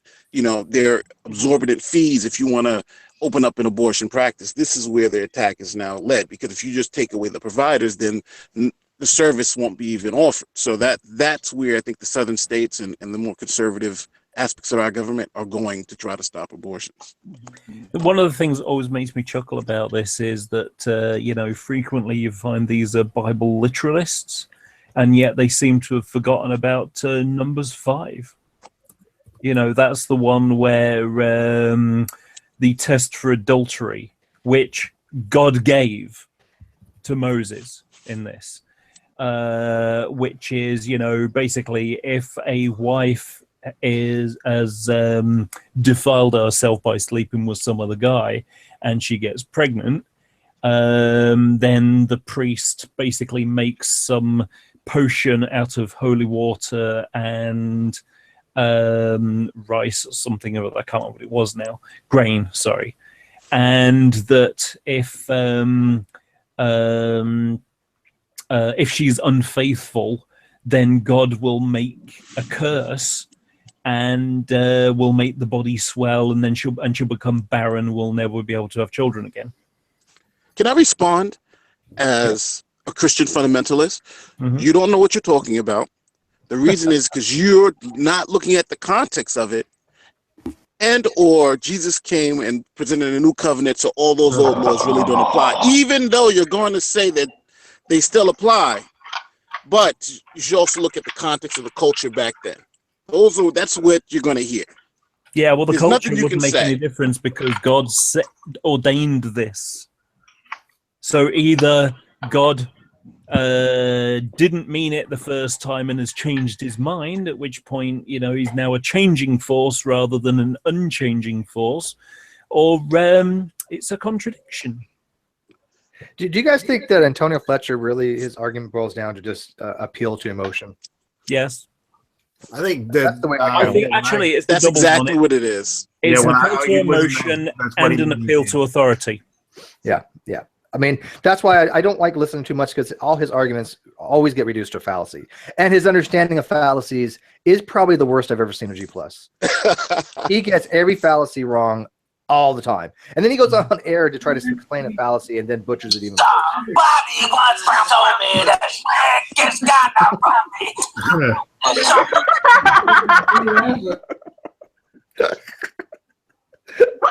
that? I don't know. Wow. Funny. I avoid mentioning fallacies because, well, I'm dyslexic and I tend to get them mixed up. So, beyond saying straw man, that's about where I'll leave it. I mean, at least I have the good sense to not say, you've committed thus and such fallacy and then screw it up. Well, look like hey, Ron Jade. and his fallacies. It's like, oh my God, he doesn't know any of them. Hey, Jade. Isn't there... Jade, quick trick question for you. How do you spell dyslexia? DYSLEXIA.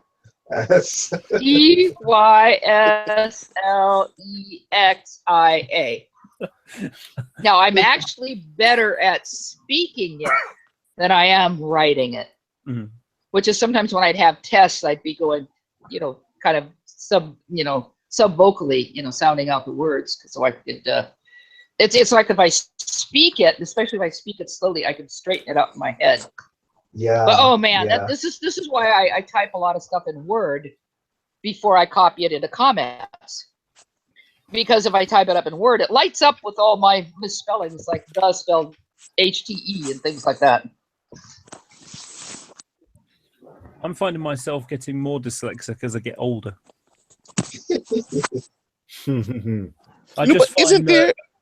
I just find that I type something out and I'm like, wait a second, you know, and why did that become an R? I didn't press an R before, you know.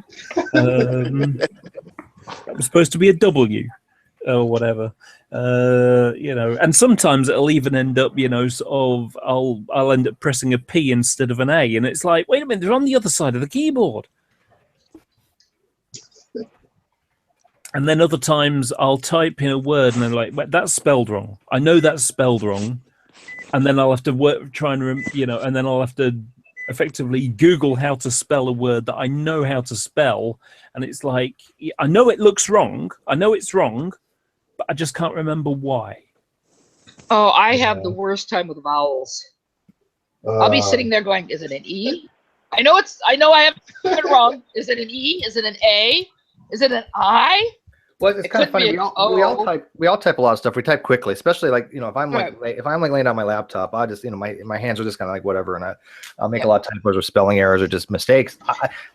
There are a few people that love to point out these little errors, and it's like, you know, we all make fucking mistakes. We all get tired. We all, you know, spell things weirdly or just can't type where the shit sometimes. It's kind of pointless to point those things out. If somebody's consistent about it, then that's different, right? Well, but like the CCP. Yeah, I mean that's different. Yeah, exactly. But if somebody puts something in the live feed, I'm not going to correct their fucking spelling. I don't give or whatever it is. I don't give a fuck. They put it when it's not even paying attention. That just reminded me of something that I had a comment thread that I was on with True Empiricism, where he decided he was going to correct my spelling. And I'll see if I can find it, because he was saying I spelt the word color wrong. Oh. Did you put a U? Yes. Oh, for goodness sake. Again, he's a guy.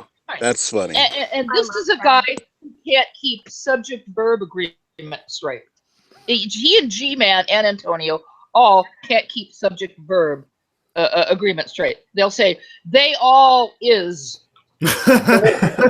That's nothing, Jade. If I were being careful with the way I talk, and I were speaking the way that we speak here up north, you would probably have an aneurysm just trying to process it. Did he really not know that's how you spell color in like England, and that's like yes, an actual spelling of it? He did not know, really. Yeah, I'm looking for it right now because I mean, like there are like minor intricacies, like this we have the other day. G-Man spends a lot of time giving double negatives. That's something of that. He doesn't realize what he's done. Yeah. We were asking about Jay. We were asking about primer the other day, remember?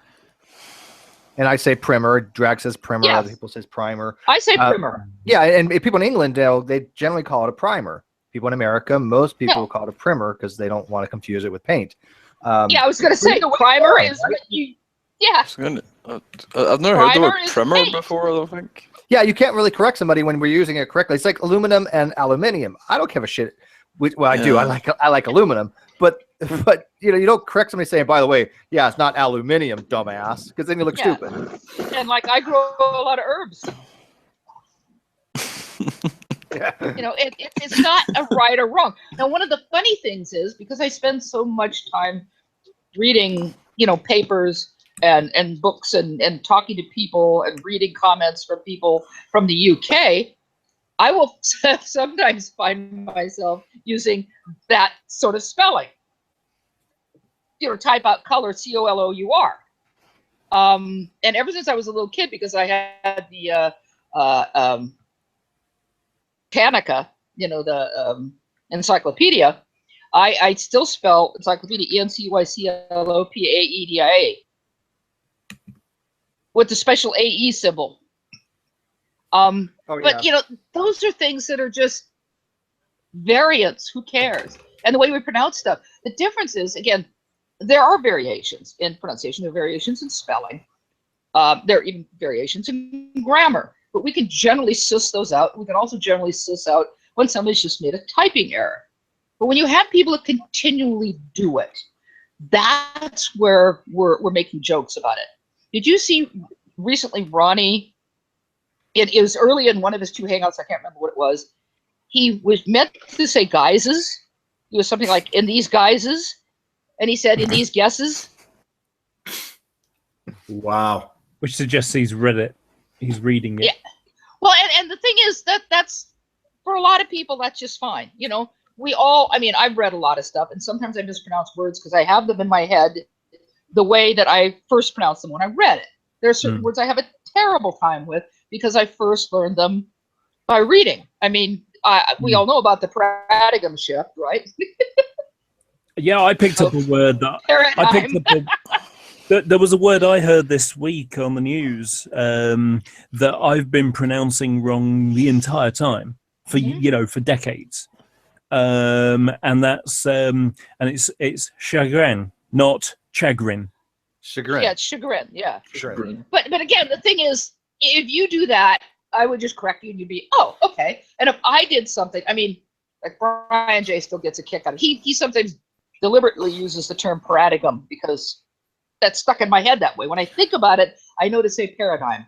Yeah. But but the thing is, they do it all the time. That's the difference. That's why we laugh about it. They can't be because corrected it's either. not just a simple mistake. For a while when I was younger, I thought aluminum was a different material from aluminium. Aluminum? What the fuck's aluminum? I don't know why that sounds so harsh to my ears. You see, that's one we share with the Americans. Aluminum is probably more consistent with how you should say it. Okay, it should be aluminium. But we don't call it aluminium foil. I guarantee you, if you walk into a Stater Brothers and say, "Where's your aluminium foil?" they're going to look at you like, "What the fuck you're talking about?" Go try this. I challenge anybody watching this, whoever was watching, go to your local market and say, what aisle do you have aluminium foil at? They're not going to know what the fuck you're talking about. I had enough problems when I went to America when I asked for water. Can I have a glass of water, do you want please? Distilled? Do you want pure? Do you want deionized? No. It was like, free. I just said water, and they're like, huh? And in the end, Water I had to what? say water. Water. Water. Yeah. That's Jersey. You call it water. Yeah, it depends on where you are. Yeah. Well, hey, I'm from a generation. I still talk about tin cans and tin foil. You still have tin foil? Tin anymore, but I still use it sometimes. Yeah, it's not even tin foil. It's aluminum foil, but they call it tin foil. Well, I know because that's what it was once. I'll give you an example just within Britain. When I was at school, there was a kid lived locally in Bideford, and they got kind of like a country roll to the accent. It's almost like people in the South will say "y'all" kind of thing. It's similar to that kind of thing. So we went off on a school trip up to the Midlands, not Cheddar Gorge, what's it called? Ironbridge Gorge Museum. So you got people dressed up in like period costumes, and it's like trying to show what the Industrial Revolution was like in the Midlands, with canals and industry and things like that. And so we went into a butcher's shop, and they've got pheasants hanging by their feet in the window. And this kid says to the lady behind the counter, now I'm not going to pronounce it I'm not going to make it sound like the way he said it, but he basically said, "Are they there real? Are they there real?" Okay. And she's like, "What?" and it took 3 attempts, and then the teacher just said, "Are those real?" And it's just, are they there real? Where I live, people will, and it infuriates me because I can speak properly. It infuriates me when I hear people say, "Will you borrow me that?" Oh God, I hate that. Yeah, I've heard that too. No, but I can lend it to you, and you can borrow it from me. It's like Yoda speak, right? It's just kind of weird. It's where I'm from in the UK and Scotland is Glasgow, and there's a lot of slang used in certain areas of Glasgow.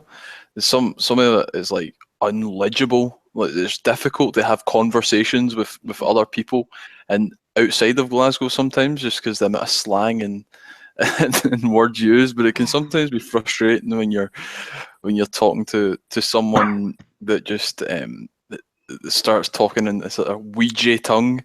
You call it, doesn't it? I guess this is where it's no longer English, I remember when I lived with my grandma in 1986, and for 6 months, and it was Catholic school. I hated it. Anyway, I had to go to church twice a week and once with my grandma on Sundays as well.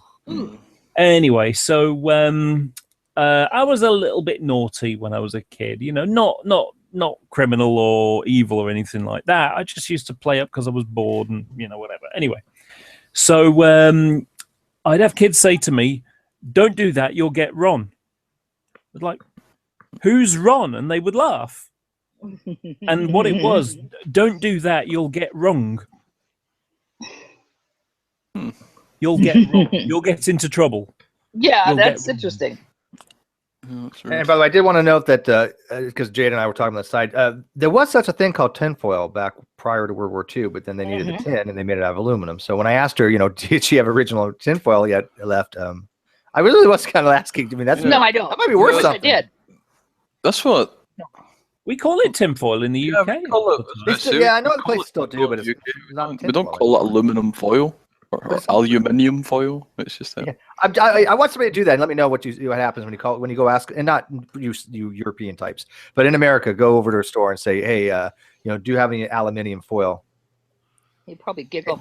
One fun thing to do with Americans, if you have people who are from different parts of the United States, especially if you have a variety of people, ask them what they call that carbonated beverage that they like, or a root beer or something like that. What do you call that? Soda pop. They call it soda pop in the southern states. Soda pop. Right. No, and It doesn't matter what it is. Soda pop.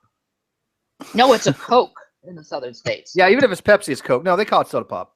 Yeah, well, no, it depends. There are certain parts of the country What where you people call Coke, it yeah. soda. Other parts of the country where people call it pop. Other parts of the country where people call it soda pop. And in parts of the deep south, it could be 7-Up and it's a Coke. Yeah, I know. You can go to a restaurant and they'll say, "Would you like a Coke?" And They bring what you a kinds do you have? Ceramist. They bring you Well, we've got, Ceramist.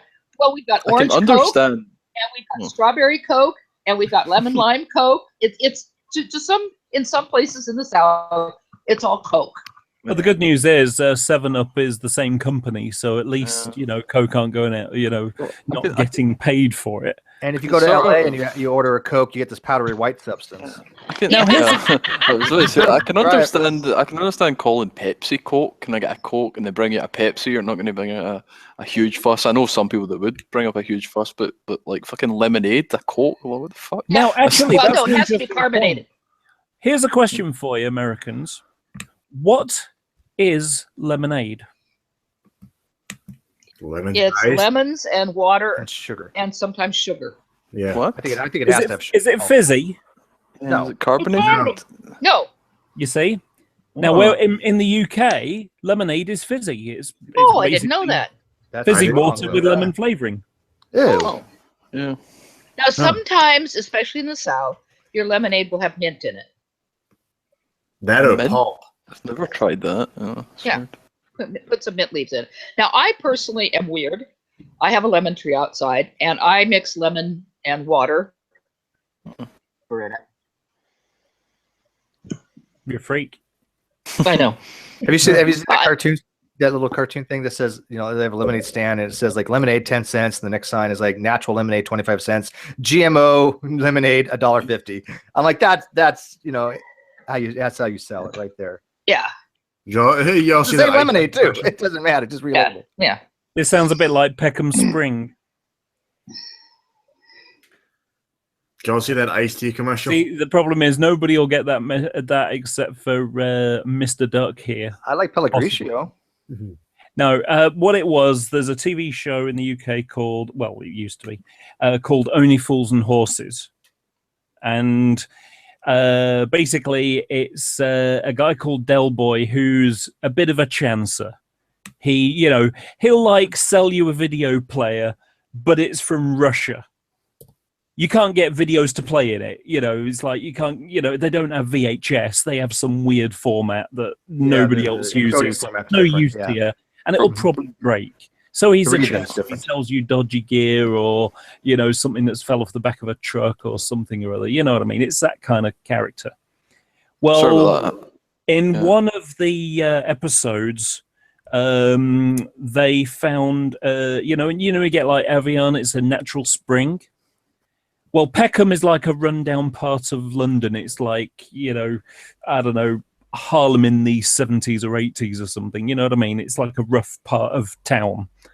And so in this episode, they find a natural spring, and they start selling this stuff, you know, out of the flat.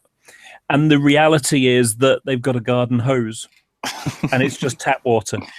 Yeah, they did that with who was it? Danson or whatever. Yeah. Bullshit. By Penn and Teller, right? They did the same thing. Yeah. Where, you know, they just how do you we're having we're trying out these different waters, and we would like your opinion on it in this fancy restaurant, and they would give them the chilled water, and they're like, yeah, this water's like amazingly good. It's just a fucking garden hose. Sorry, there was some fucking asshole buzzing my flat door there. I've moved into the city centre, and there's just it's about the time all the drunk people came out the clubs. But wait a minute. You live in Glasgow, don't you? Water. Yeah, Isn't that? Yeah. Wait a minute. Sorry, let me try again. You live in Scotland, don't you? Yeah. Isn't that like 24 hours a day? Assholes come out drunk out of. Yeah, they don't even close their bars there, do they? But yeah, they do. Yeah. They do close the bars. Lies. The clubs stay open a bit longer, but the bars shut relatively a bit earlier. But you guys got to admit, on a hot day when you're outside and you're washing the car, you're just working hard. I mean, drinking right from the garden hose is like the best refreshing way to ever rehydrate yourself. Am I the only one that thinks this way? Yes. Oh no, I grew up drinking from the hell hose. yeah. My mom, Me too. my mom would yell at me and go, "Would you come in the house and get a glass?" I'm like, no. Yeah, but I don't get the people. I don't get people that spend like £2 on a glass of water, because there's some restaurants like, can I get a water? It's fucking £2. Like the Scotland's got some of the best drinking water in the world. I'm like, why are you like drinking tap water in the world? Yeah. What the When fuck, they have man? when they have concerts down here like Stagecoach, the water's $8. Yeah, It's the same in Manchester. You know, we have really great water, and that's because it rains all the bloody time. Yeah. The reservoirs are always full of water. Yeah, I'm like, what arsehole what idiot would spend all their money on a like expensive fucking spring volcanic pure quadruple filtered water? The water's more expensive than the scotch. Something's wrong. Well, there are places that have really lousy water. Yeah. Where I live, we have really good water. When I first moved up here, people would ask me when they talk to me and say, "Oh, where does your water come from?" And I'd kind of look at them weird, like, talking about where does my water come from? Well, it turns out that a lot of people use well water here, and they have wells. My water comes from. It's just kind of a thing here. I just didn't think to myself, in most places, you know, growing up in Southern California, where does your water come from? Out of the tap? You know, my water actually comes from the creek that's not far from me. Because up the creek, that's where the waterworks are. So we get this runoff from the mountains and the redwoods and everything, and that's where my water comes from. But that was such a weird question I had to get used to. So where's your water come from? What? A big thing what they do in the UK, and like most houses will have like water filters in their fridge. So they'll have like good drinking water in like a lot of places in the UK, and then they'll put this tap water in a filter that hasn't been cleaned in like 3-4 months.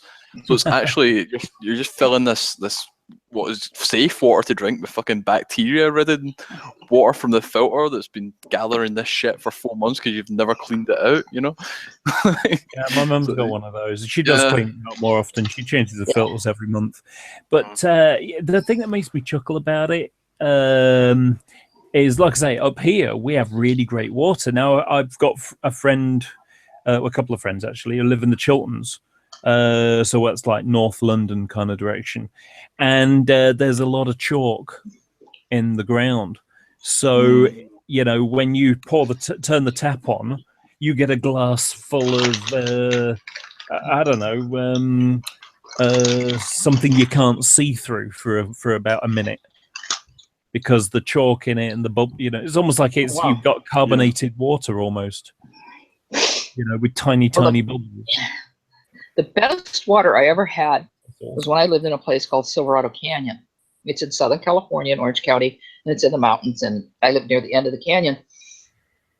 The water just tasted really, really good. However, it was very, very heavy in carbonates. My parents had a cabin up there, and we had these, you know, old funky tea kettles, you know, that we would put on the stove.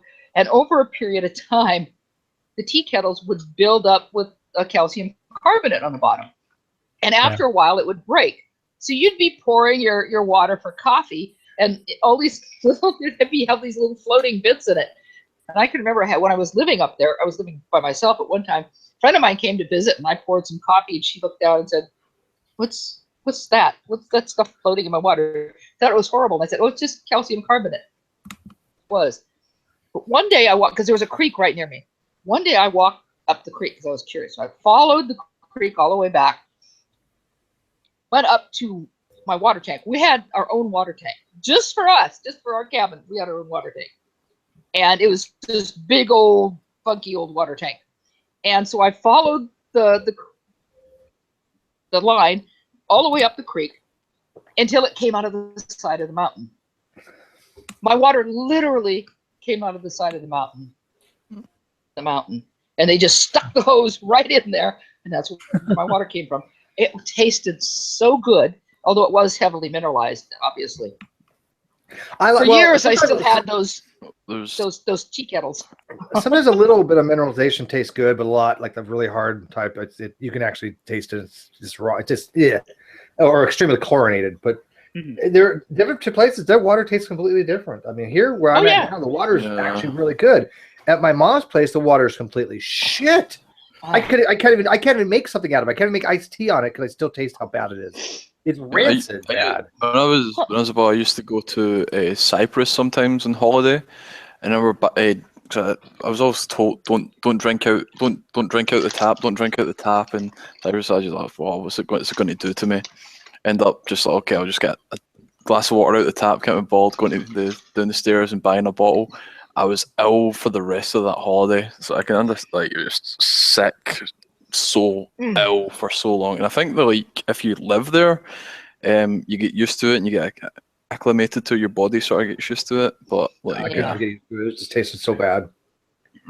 I can understand why. Even the ice cubes made things taste bad. Yeah. There's a lot of places in like in Europe where you say like don't ask for no ice. Or if you're like getting a drink, ask for no ice. Yeah. Wasn't that? Like Mexico, same way. Yeah. Oh, yes. I spent a lot of time in Mexico. One of the reasons that and camping, enjoy warm beer. Because in Mexico, well, I mean, sometimes depending where you went in Mexico, it wasn't that cold. Wait, you put ice cubes in your beer outside of? No. The beer itself. The beer itself is cold. You usually. Beer bottles or beer cans are usually kept in the refrigerator, right? Yeah. But sometimes when you go down to Mexico, they don't. Little place in Mexico, they don't have the beer in the refrigerator. So they keep it like in a room where it's coolish, but it's not cold.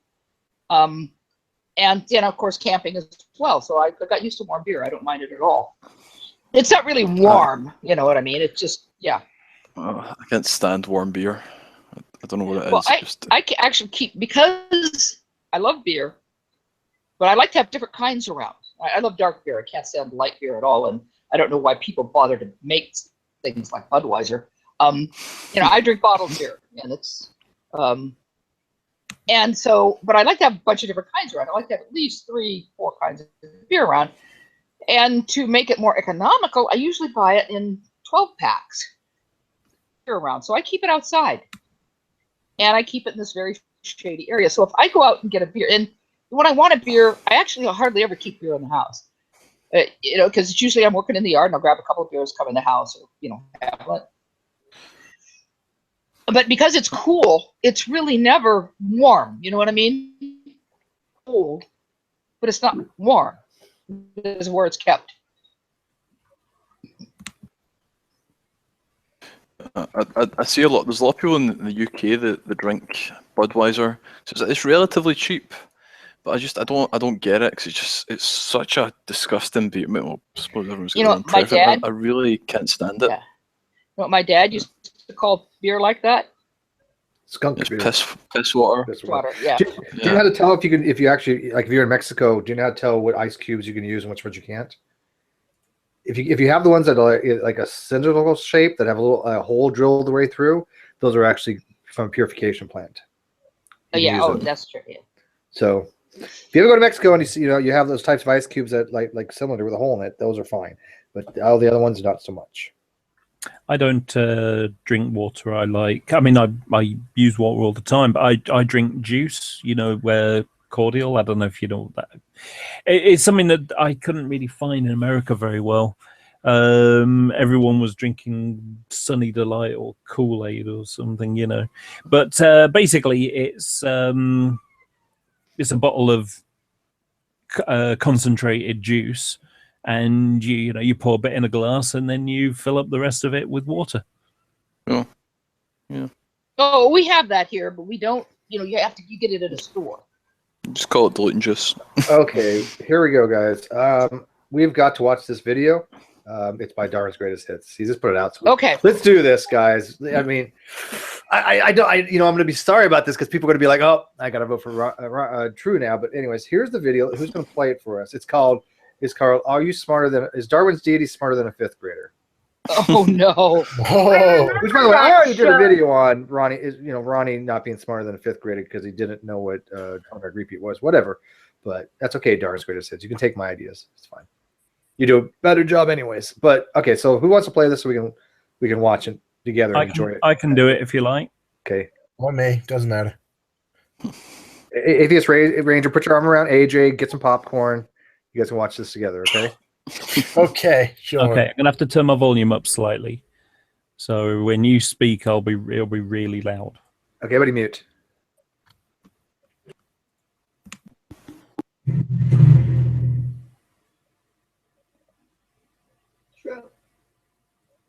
No, there's someone else in here.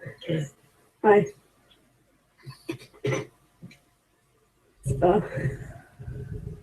What's up?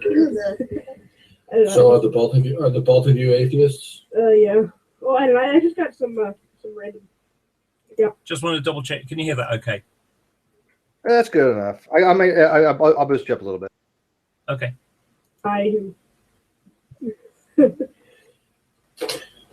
do you are you the kind of atheist that says there is no God, or just that you have a lack of belief? Boost up the quality a second. Go on, load up. Oh, for crying out loud. When the videos buffer, I suffer. There we go. I just think there is no God. This is why we should just go with the regular quality. This is weird. Normally, I don't get buffering.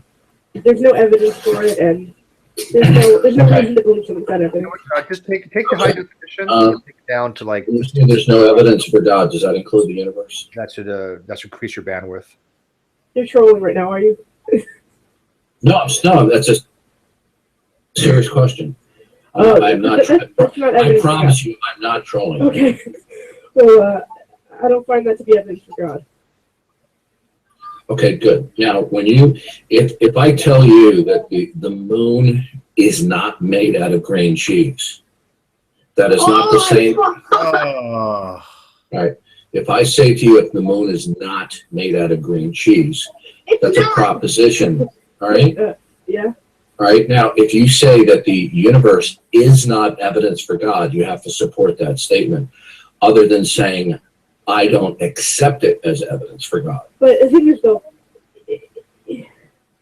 Let me give you an example. The universe was created by All right, let me give you an illustration of what I'm talking about. You're talking about You and I that you talk.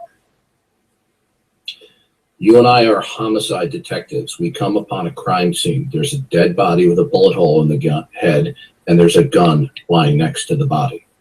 And I turn to you and I say to you, that gun is not evidence of a homicide. And you say to me, how do you know that? And I say, because nobody has presented evidence to me that it is. Yeah, but that does not support that the gun is not evidence of a homicide. I may be unaware that it is. The thing is, though, Could you repeat that? Your mic, there's something wrong with your mic. there is. I think I'm just lagging. But the thing is, what is this guy? No, Jeremy, shut up. It could. Trust me, if you'll be patient, No, you'll learn something. Say I'm a very fair say person. that the universe the evidence for any God. I didn't make any claims to you. Yes, you did actually. No, I didn't. You said that the universe could be. Yes, you did. No, I didn't say that. You did. You fucking said it. Okay, all right. Listen carefully. I have hundreds of conversations with atheists and theists all the time. I'm very careful about what I say and what I affirm. Right? Now, I am simply responding, asking questions of clarification as to what your statements are. Right? Okay, well, my statement is that there's no evidence for God. There's no good. concrete evidence for God. So. All right, now. All right, it is safe to say that there is no God. Just like it is safe to say that there Okay, is no all right, hold on a second. hold Hold on a second. You got to take it one step at a time. If I tell you that the gun on the floor is not evidence of the homicide, I'm going to have to explain to you how I know that. You understand? Jesus. Right? What? What? If I tell you that something is not evidence, it has nothing to do whether I'm persuaded one way or the other. So, for example, if you say to me how do you know that handgun is not evidence? I can say because it has no firing pin. Because the barrel has been welded shut. Because it is a cap gun and it is not capable of firing a bullet. So I just gave you 3 examples of how I could demonstrate my claim that the gun is not a murder weapon. Now, when you tell me that the universe is not evidence for God, you're going to have to explain that. You're gonna have a bad time. A fun time. Why don't you relax? You'll learn something from this conversation. Even if you don't agree with me, you'll learn. Yeah, but the thing is though, okay. Are you absolutely sure are you sure that is that handgun that is a cap gun? Okay, is that cap gun evidence for murder? All right, listen. If I tell you that X, I mean, seriously, are you gonna continue this fun time? Yeah, I have no idea why I got him in the hangout. I don't know. Okay. Well, if you say that something is or is not evidence for something else, that those statements have to be supported. Kill yourself. Jeremy, you fucking a little bitch. Shut the fuck up. All you simply need to do is if you're remove the person from the hideout. Okay. This is like one of the first things I Eat raw spaghetti. Okay. What the fuck is he? What the I'm hell trying to explain to you Okay. that it's very easy to believe things, whatever that is, if you want to believe it. I was just trying to figure out or something. What the fuck? This is obviously Minecraft rooms. This is obviously someone who's got a sister, an annoying sister. I'm surprised he's even still dealing with this, but I'm guessing this is the company he likes associating himself with. No, it's just This that is this is what what he's he's been been kind of relegated reduced to? to. Yeah, exactly. Everybody else in the community knows what he's about, knows what his script is, and knows how to address it and how to basically touch his nerves. Yeah. So he's retreated back to either Pal Talk, hosting private Skype rooms, or just finding basically what that looked like to be a random Minecraft hangout. That's what it appears to be, yeah. Anyway, let's continue. Okay. There's more. Hang tight. Have a shot, AJ. Have a shot. All right, atheist alien. Yeah. Unless you do something, this person is not going to stop. Okay. What Would you like me to start? Would you like me to start up another hangout where this problem won't go on? Yeah. Eat some fucking raw spaghetti, bitch. Yes. All right, hold on a second. Okay. Wow. Hold on a second. Jeremy, this is gonna be. Jeremy, you do realize that this shit is going to be, it's going to be up on my channel, so people are going to watch it, or probably barely anyone, because it's on my like us or the third channel. But still, people are going to know that you said this shit. People are going to. I really wouldn't do that. Yeah, that's the whole point. I'm being funny. I'm saying you're not being funny. You're being annoying and you're butting in. We're talking about something serious, and you are just saying, "I was 18. This guy's a market. Kill yourself." All right. Well. Okay. Now, if you make a statement that X is true or something is not true, you have to support it, whatever that is, right? Yeah. If I say to you the moon is made out of green cheese, I have to support it. If I say to you the moon is not made out of green cheese, I have to support it. If I say to you the moon is made out of green cheese, and you say to me, how do you know that? And I say, because nobody has presented evidence to me that it is. You see the problem there? Now, if you're going to say that there is no evidence for the universe, you're going to give one of two answers. Either you're going to tell me how and why the universe cannot be evidence for God, or you're going to tell me that you are not persuaded that it is evidence. Well, the fact that you're not persuaded has no bearing on whether something is or is not evidence for something else. Did you hear him? Did you notice he said there's no evidence for the universe, which is not what she said at all. But anyway. And the whole thing is, if you want to say the universe is the evidence for God, you're going to say the evidence is evidence, or universe is evidence for not for God. It's just equally the same thing. Yeah. Exactly. How do you differentiate what evidence you're looking at as far as the universe? What am I saying? Here's the universe. I'm showing this as evidence for God. By how are you doing that? Because I could just as very well say, here's the universe. I'm showing it for the evidence for lack of a God. You could do this with any single object about any single subject.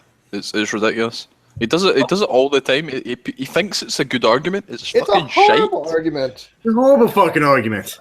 Well, I mean, to sort of play devil's advocate for a moment, there is one problem I hear frequently, whereas atheists say there's no evidence for God. Well, the problem is that from the Christian point of view, the Bible is evidence for God. Right. And they are, you know what, and I will agree with the theist on this one.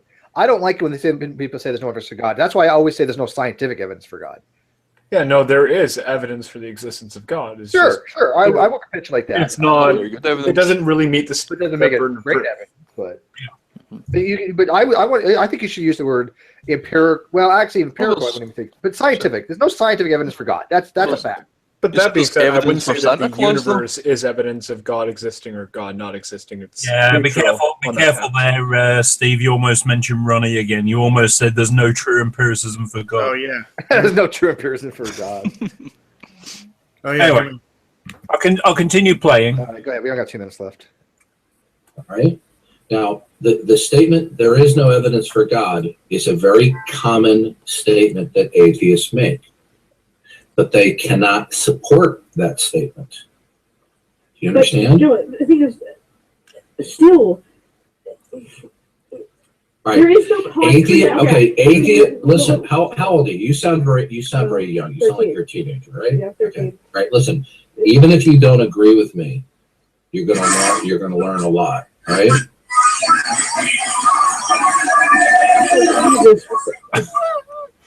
Okay. So he's trying to convince a bunch of 13-year-olds. I don't know if it's a boy or girl, by the way, but he's getting a lot worse. Okay. What the hell? 13. What the hell is he doing talking to a 13-year-old? Fuck if I know. Jesus, he shouldn't be doing that. Yeah. Does anyone know where this hangout is? Is it in a? Is it in like? Is he hosting it, or is he just joined someone else? Before we go any further, I want everybody listening to this hangout to go click on Darwin's Greatest Hits video to count as a view. So if you're in the hangout, go click on this. I give them the internal. I'm gonna put out on the external as well. So everybody who's listening, go click on it. So because that way he gets some views and comment on it. Because that was what the fuck, man. That's just I'm with bizarre. Jade on this one. The kid's 13. What the hell is an old man debating with a 13-year-old. Yeah, people say I'm creepy. Fuck you, guys.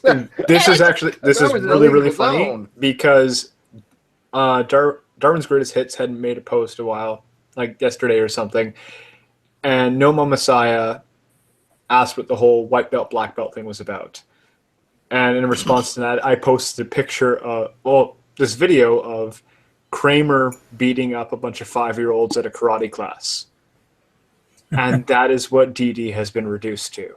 He's not even as good as He Kramer. is now arguing literally with children. And it's obvious. It's obvious by that child's voice that is a child. I didn't know if that was a girl or boy. Was it a Well, girl? I can't tell. Well, the brother in the but it's background, clear that's a little kid. Oh yeah. They all Yeah, were. he knew. It was a Minecraft thing or something. He knew it was a little kid. He even confirmed it was a little. You sound young. I'm like, all right, yeah. Yeah, The one in the background was called Justin, and sounded the like a little little kid. Yeah. Yeah, little I don't know if very he's. little kid. I don't know. 'Cause I understand why some Christians make the argument that it's their duty to convert people to God. So I don't know if that's what he thinks he's doing by convincing them of, or trying to poorly convince them that God has to exist. Is that what he's doing? He feels as if it's his Christian duty. If I were the parents, or a parent, or guardian of that child, yeah. I would be having a fit. I would Yeah, be right. contacting Google and yeah. YouTube and, asking them what the hell is wrong with this old man talking to my child. He has Uh-huh. no business talking to children. Yeah. It's, oh my God. And it's clear. It's clear that that's a young person. There are some young people who have older voices, but that's clearly a young, very young person. Well, What a now, creepy. Blah. now that you say that, Jude, there are so many people, older people, that do this. They go into young kids' hangouts and on their Steam, on their like curse accounts and the other chats and try and talk to young kids and get pictures and get details. Oh, yeah. This happens. This goes on. It's fucking despicable what it does. Huh? So if this was my kid and I came out, who's this Matt? I thought you were on playing computer games with your friend. Who's this old man that's trying to, like, I would be freaked out. I'd be contacting like fucking authorities, maybe like Google and YouTube, and definitely anyway. But, yeah. I mean, there's this old man who talks about having sexual relations with his dog. Yeah. I'm not going to kink shame. Oh gosh. Oh gosh. I could have so much I fun. don't even know where to go with that that. Kind of video. like, I feel like I want to go take a shower right now. Yeah. I don't know. It's kind of creepy. I tell you what, you could have some very naughty fun editing that video. I wouldn't have the heart, dude. I will fuck with people to no end, but I wouldn't even do that to Darwin's. The only thing that I would edit about that video, just to save as something else, is the quote, go fucking eat some raw spaghetti. From an 8-year-old saying Just cuz. Yeah. I'm gonna quote that kid from now on. What's Well, I was going to say somebody needs to cut that bit out. Go eat some raw spaghetti, and the next time they're in a hangout with DD, play it. No, he does. Yeah, well, maybe add it to the DD whatchamacallit. You know The what soundboard. Soundboard. The sad add part it is to that the soundboard. the sad part is that the video title actually is apropos because they were fifth graders. Yes. On the soundboard, he talks about like someone saying he's a pedophile homosexual, and that was because one of the jokes on Pal Talk that Darwin's D was on was to say that he only likes to talk to teenage boys, and so, but he doesn't realize that when you get all upfronted and say, are you telling me that you never said that I was a pedophile homosexual? He doesn't realize that he just made a perfect sound clip. So did you. Yeah, I did too. Soundboard. Exactly. My favorite my absolute favorite one. It was several months ago now. And someone was pointing out that he's basically asserting his position. It's just mere assertion. And the quote is, "No, I'm not merely assuming it. I'm telling you that he has revealed it. So if it is the case that he has revealed it, then it would not be a mere assertion. Now, it could be the case that it was a mere assumption if it were not the case that the Christian God exists. But I'm asserting to you that the Christian God has stated that he's revealed himself. Now, you may say that is a mere assertion, but you cannot demonstrate that that is the case." Nothing circular at all about that at all. No. It's divine No. intervention. I mean, that's just asserting it and saying, "Oh, well, tough, I'm laying it out there and you can't say it's wrong." Was that by any chance his conversation with Doug? No, I think it was Ocean was involved in it. Oh, because his conversation with Doug was beautiful. Where it's like Doug asked him if he thought that he was certain that God existed. It's like, I don't say that I'm certain, but he's saying I have absolute confidence in it. And Doug basically walks him through the steps to basically show that absolute confidence as he's using it and certainty as he's using it are the exact same thing. So I mean, it has. I mean, I get the impression he's using it as certainty the same way. I mean, that he's actually saying that the God, Christian God is for certain. Therefore, that's why he's not making any assumption. That's how he's saying it, right? So does he later on say, "Well, I'm not 100% positive God exists," because that refutes his already He's saying argument. he is 100% positive. He has 100% confidence that the Christian God exists and that it's revealed all these things to him. That's just what he's expressing, but he refuses to say that he has certainty of it. They're synonymous in this instance. They are. They're identical. Okay. He's basically gone down the exact same road as Antonio Fletcher, where it's just you accuse others of playing word games when all you're doing is just dropping the label and presenting the concept. Well, it's kind of like the Young Earthers that says, who was it? It was Dr. Lyle that actually said in one of the videos, he's a Young Earth astrophysicist who was asked the question, well, if science indicates that the Earth is not young, what do you do? And he's like, well, we refer to the Bible first, and if the science goes against what the Bible says, we defer to the Bible. I'm like, really? And this is all that they're doing. They're just asserting that the Bible is true, therefore the creation is true. Whatever they believe in, that's what they're asserting that that's the position that has to be true because it could be no other way. That's Darwin's almost thing, right? like they're doing science and philosophy backwards. Mm-hmm. That's something Scott Clifton pointed out that he coined. Apologetic philosophy is doing philosophy in reverse, where you start with your conclusions and then retroactively fit everything to fit it. That's what they do.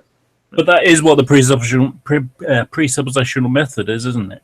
Not really, because it could just be an outright denial. Well, like in the Psi 10 case or in the DD case, it could just be an outright denial of reality itself.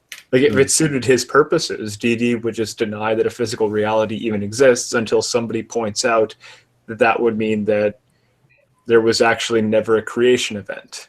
The physical world was never created and Genesis is false then.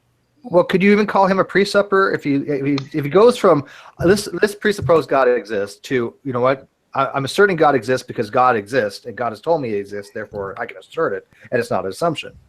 Well, he has said in the past that he starts with that position. Well, they start with the position that the Bible's revealed word of God. Yes. And it's like, okay, that's actually not where you're starting because just that statement alone presupposes a whole plethora of things. And he refuses to even go there. Make sure you're liking that video. Is Dee smarter than a fifth grader? Make sure you like it. It's got 2 likes. How the hell can it only have 2 likes with 4 likes with 50 views? What's wrong with you people? Just got another one. Go like Darwin's Greatest Hits videos, man. Come on. Probably because it's watching a creepy old man try to beat up a 13-year-old. Well, I used to think okay, Darwin's Greatest Hits, I love you, brother. And yes, you do make some great videos of your own, but something like this, you know what? It wasn't even worth your time. It wasn't really challenging to you. You didn't put any effort into it because Darwin fucks himself, right?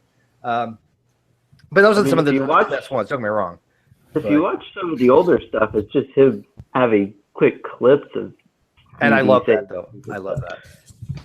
There's another. It was on Antonio Fletcher's channel. There's just one time when, with the Taylor Hick icon, it looks even funnier because he has gray hair.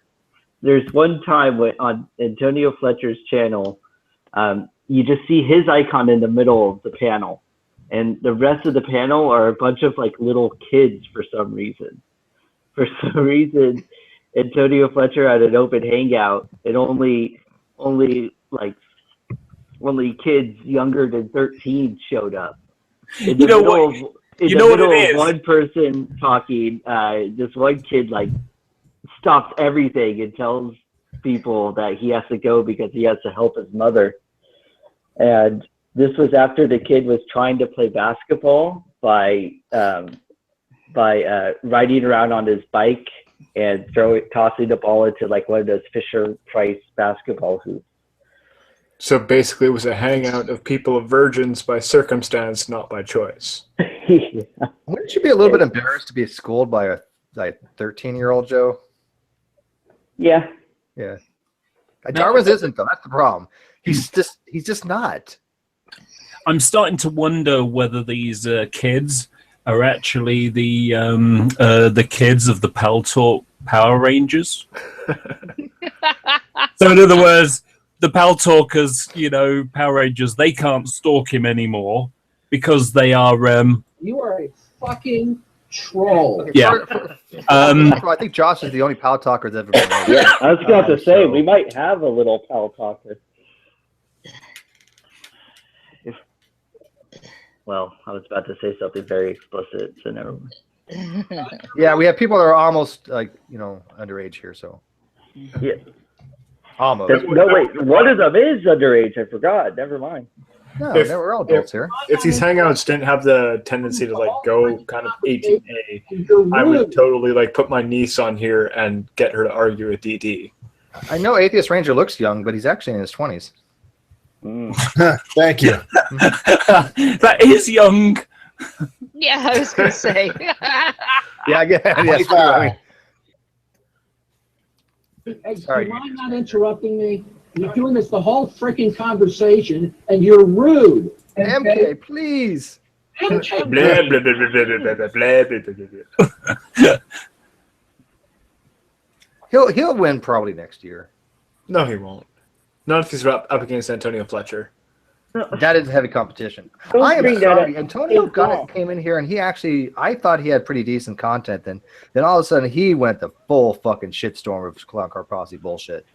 He didn't have decent content. He just talked about a different it actually is relatively rare to talk about abortion up in here. That was all he wanted to talk about. Yeah, but he could have mod. I mean, he could mod okay back then. And that too. He actually seemed like he was interested in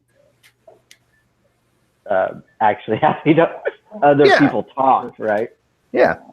Well, it seemed like he was actually interested in understanding people. And it's kind of what we look for. Matthew Ecclesiastes is many of the faults that he has. I like talking to the guy because he'll actually take the time and actually make an effort to understand what I'm saying. I think so too. Even if he doesn't ultimately grasp it, it's Well, at least I appreciate the effort. The thing about it is, I don't understand half the crap he says. I said this before I joined in this side chat.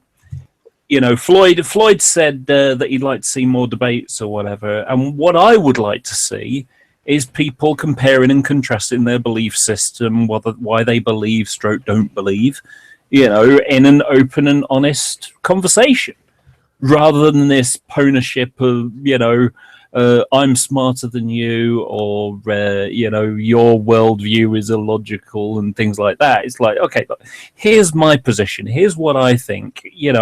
How do you justify it in this?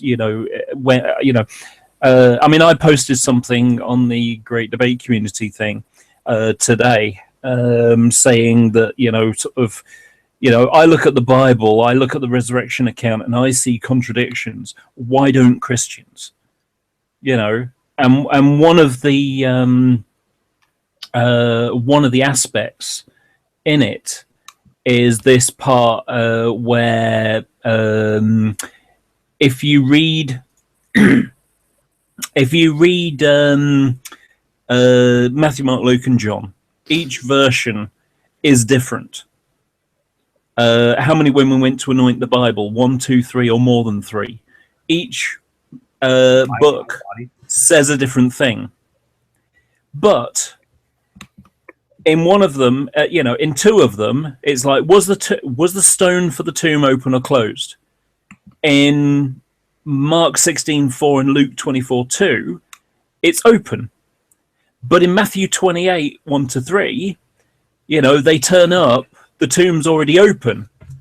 And, sorry, try again. In 2 of them, the tomb's already open. And you think, oh, that's interesting. Tomb's already open. Let's go and have a look. Which is drastically different to Matthew, where there's an earthquake and an angel descends from the sky and removes the tombstone and sits on it. Now, if we were to listen to 4 eyewitnesses of the same car crash, and the driver got out and ran away, and the details were kind of varied between, the height and build of the driver or the color of the car, was it black, was it dark blue, was it dark green, you make allowances for those slight errors. But if one of the witnesses said, oh yeah, the car was orange with blue spots and the driver was Big Bird from Sesame Street, most people were like, what the hell? That can't be right. And yet Christians, say this isn't a problem. And I don't understand that. Because I didn't see it as a problem when I was a Christian. I don't see it as a problem now. Yeah, I don't either. Yeah, Because I've never it's- really did either. I mean, I understand that people's testimonies are different. Now, if you had to say, okay, which actually was the occurrence, that could be problematic. But how they each view things, they're just relating their own personal eyewitness story, and we know eyewitness story is unreliable. That doesn't mean something didn't happen. Yeah, Right, but I mean, some people It's arrive only a after- problem if you're taking like the Matt Slick road, where you're Right. saying that it is infallible and that they is completely internally inconsistent. Yeah, see, some witnesses could have arrived before the tomb was opened. Some could have arrived after the tomb was opened, and then Matthew decides to embellish it with angels and what have you. It's not, to me. It's not terribly important. But you see, this Have is you ever where seen? this is where I've got problems, because when I hear people say, oh, it's not terribly important, we're not talking about some obscure psalm here. We're talking about the resurrection of Jesus, the pinnacle of what the Christian faith is supposed to be about. Right, and what we're seeing is the different accounts from different people, which you would expect to be different. I saw was movie Kagamusha. Possibly. Okay. It's a really good movie. It's a great movie. What it is it's the account of a theft from the point of view of the different characters. Mm-hmm. And as I said, this is what happens. You've got the people, there are several things going on. First of all, you've got the people who are arriving first and the tomb is closed. People arriving, and at this point, the tomb is open. You also have the situation of, depending on the point of view of who's writing, whether or not they're paying attention to the fact that the women were there. The women were there first, but in a very male-oriented society, that just was not considered important. Nothing really happened until the men arrived. So it's the essence of the story that's the important, not whether one people, two people, some people got there before the tomb was open, some people got there after the tomb was open. It depends on which, again, it's like you said, like you got a detective, police officer questioning people, and one person saw part of it, the other person saw another part of it. And then you got the guy who's embellishing it. Because that's the way people did it. Now you see, this is where I get big problems. Because one of the things we do know, and the Bible scholars agree on this, that the book of Mark was the first gospel written, and the others are fleshed out versions, whatever you want to call it, Now, I can't express enough how bad this is for Christianity from my point of view. If every word of Mark is true, then there are no eyewitnesses, because we've got 4th century evidence, the Codex Sinaiticus, which was found at the St. Catherine's Monastery at the base of Mount Sinai. Okay, and in that you've got the Book of Mark that finishes at Mark 8, I think it was. It finishes at 8, and there's an extra 11 verses that have been added to the end of it. Okay, and in that the women run away and tell nobody. Okay. Now, if every word of Mark is true, then there are no more eyewitnesses to give their perspective on the most important event for Christianity, or planet Earth for that matter, I suppose. So if Mark is the gospel that everyone has elaborated on, this kneecaps Christianity at the very beginning. Because if Mark is true, then all the others are lies. Yeah, but who says Mark was... Okay, Mark was written first. But who says... You have to remember this was oral tradition for a time.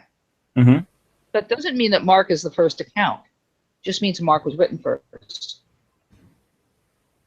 And if you look at things like the research has come out of Oxyrhynchus. I don't know if you're familiar with Oxyrhynchus. It's actually a dump, an ancient dump that they've been digging up in Egypt, and it has lots of different pieces of writing. Some of it's on papyrus, some of it's on vellum, some of it's on various different things in different languages, and some of it's just stupid stuff like the shopping list or whatever, or an angry letter to your parents. But there are also copies of biblical texts, and what the scholars who are studying Oxyrhynchus have pointed out is you see references. You may not actually see references in text in some cases. For example, you'll have one guy who will write to another guy, say, "Hey," I'm just making up names here.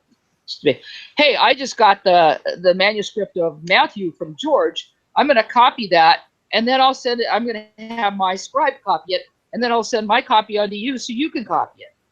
And this is the way these documents were traded when they were written at the time. So it's not surprising that there's overwriting and copying and taking two different events and putting it together in different languages. So just because Mark was written down first, the first actual account. Does that make sense? Yeah, but why would it have the bits missing then? Why wouldn't it? When they were copying these things, again, as I said, when we see these things from Oxyrhynchus, people were often only had partial manuscripts. We have, the first few chapters of Mark or the first few chapters of Matthew, and then they'd go and try to find the others, because a lot of this was rather secretive. Going from person to person, it was just handing off what you had. I've got half of Mark copied. I'll send one of my servants over, and I'll have my scribe copy the rest, and I'll get it to you, and it doesn't happen. We know how this was transmitted in the early days.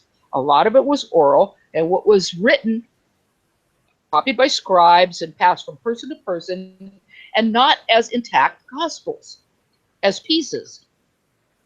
So we don't really know. I mean, we know which was written first. There's no problem with that because of the writing copy, but we don't really know what came first, and we don't really know the evolution of it from that point.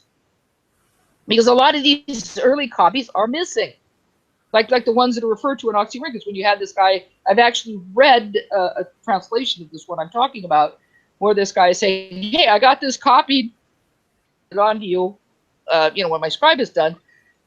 We don't have that copy. All we have is the letter from the one guy to another saying, "Hey, I'm going to get this copied." But we don't have that original version. Nothing we have is, the earliest piece we have. We do have a few fragments from the 1st century, possibly, but they're tiny. So the only really good copies we have are from the 2nd century. Which you're talking 100 years later or so, or at least 70 years later. Yes. And a lot of the passing on was fragmented. A lot of early Christians, and this is, my tradition, is that it's not a word for word thing. It's the essence of the story that's true. So Well, real quick. Everybody here that's in here right now has mods. to show people. Everyone. AJ has mods. Cliff has mods. You have mods. Everybody in here right now has mods. I think maybe Odeon came in later, but Okay. so just FYI. But Odeon has mods too. The Doctor, you were the one that didn't get mods too, but everybody else does. Oh, look, Cliff Jumper. Yeah, I agree with you that that these things weren't supposed to be taken as court documents. Right. And I find a lot of the fundamentalists, do look at it exactly that way.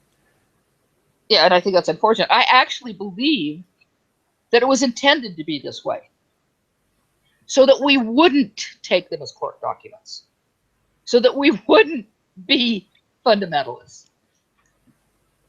Maybe have a little bit of faith involved too. I contend that they sucked. Well, I mean, things were overwhelming that if God existed, what would be the purpose of faith anyway? If you think about it, I'm joking. God came down and said, "Look, I exist." Why would anybody need faith? Yeah. When you have certain knowledge, faith is irrelevant at that point. But I want to point something out real quick. There's some news going on that isn't true. That Carrie Fisher has died. She's not died. She's still the critical, but she's in ICU. But she's in stable condition. Yeah, she's stable. But she is not dead. There's some things going on Twitter. People are saying she's dead. She's not dead. I just looked into this. No. There's no reputable source whatsoever saying that. They've all said within the last half hour she's fine, but not fine. But I mean, she's in hospital, but she hasn't died. So don't believe the false and fake news yet. Okay. Yeah, I remember a few years ago that it was spread all over Twitter that that Cher was dead.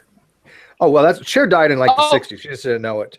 But Cher. No. The problem was it was Margaret Thatcher that was dead. Yes. I confused Cher with Margaret Thatcher. Thatcher is dead. That's Cher. Cher. Oh, that's Cher. Cher. So somebody heard Cher, and Cher actually responded to that, if I remember correctly. Yeah. Like, wait a minute. No.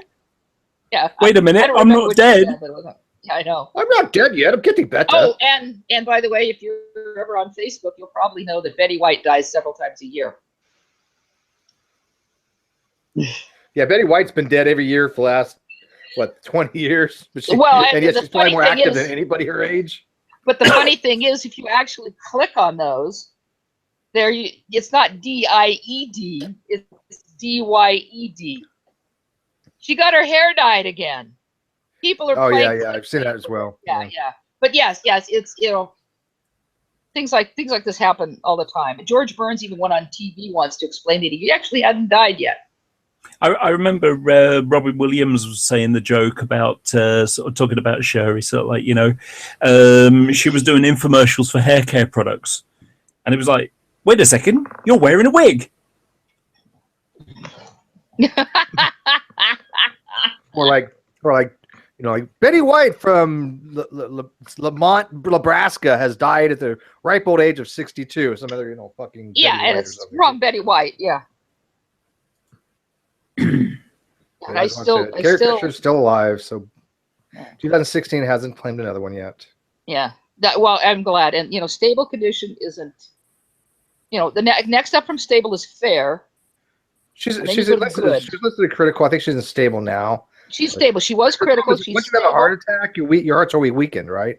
Massive heart attack, they said. Yeah. Of course, I don't know about the massive part because I think that may be an embellishment. But moving from critical to stable is a big jump.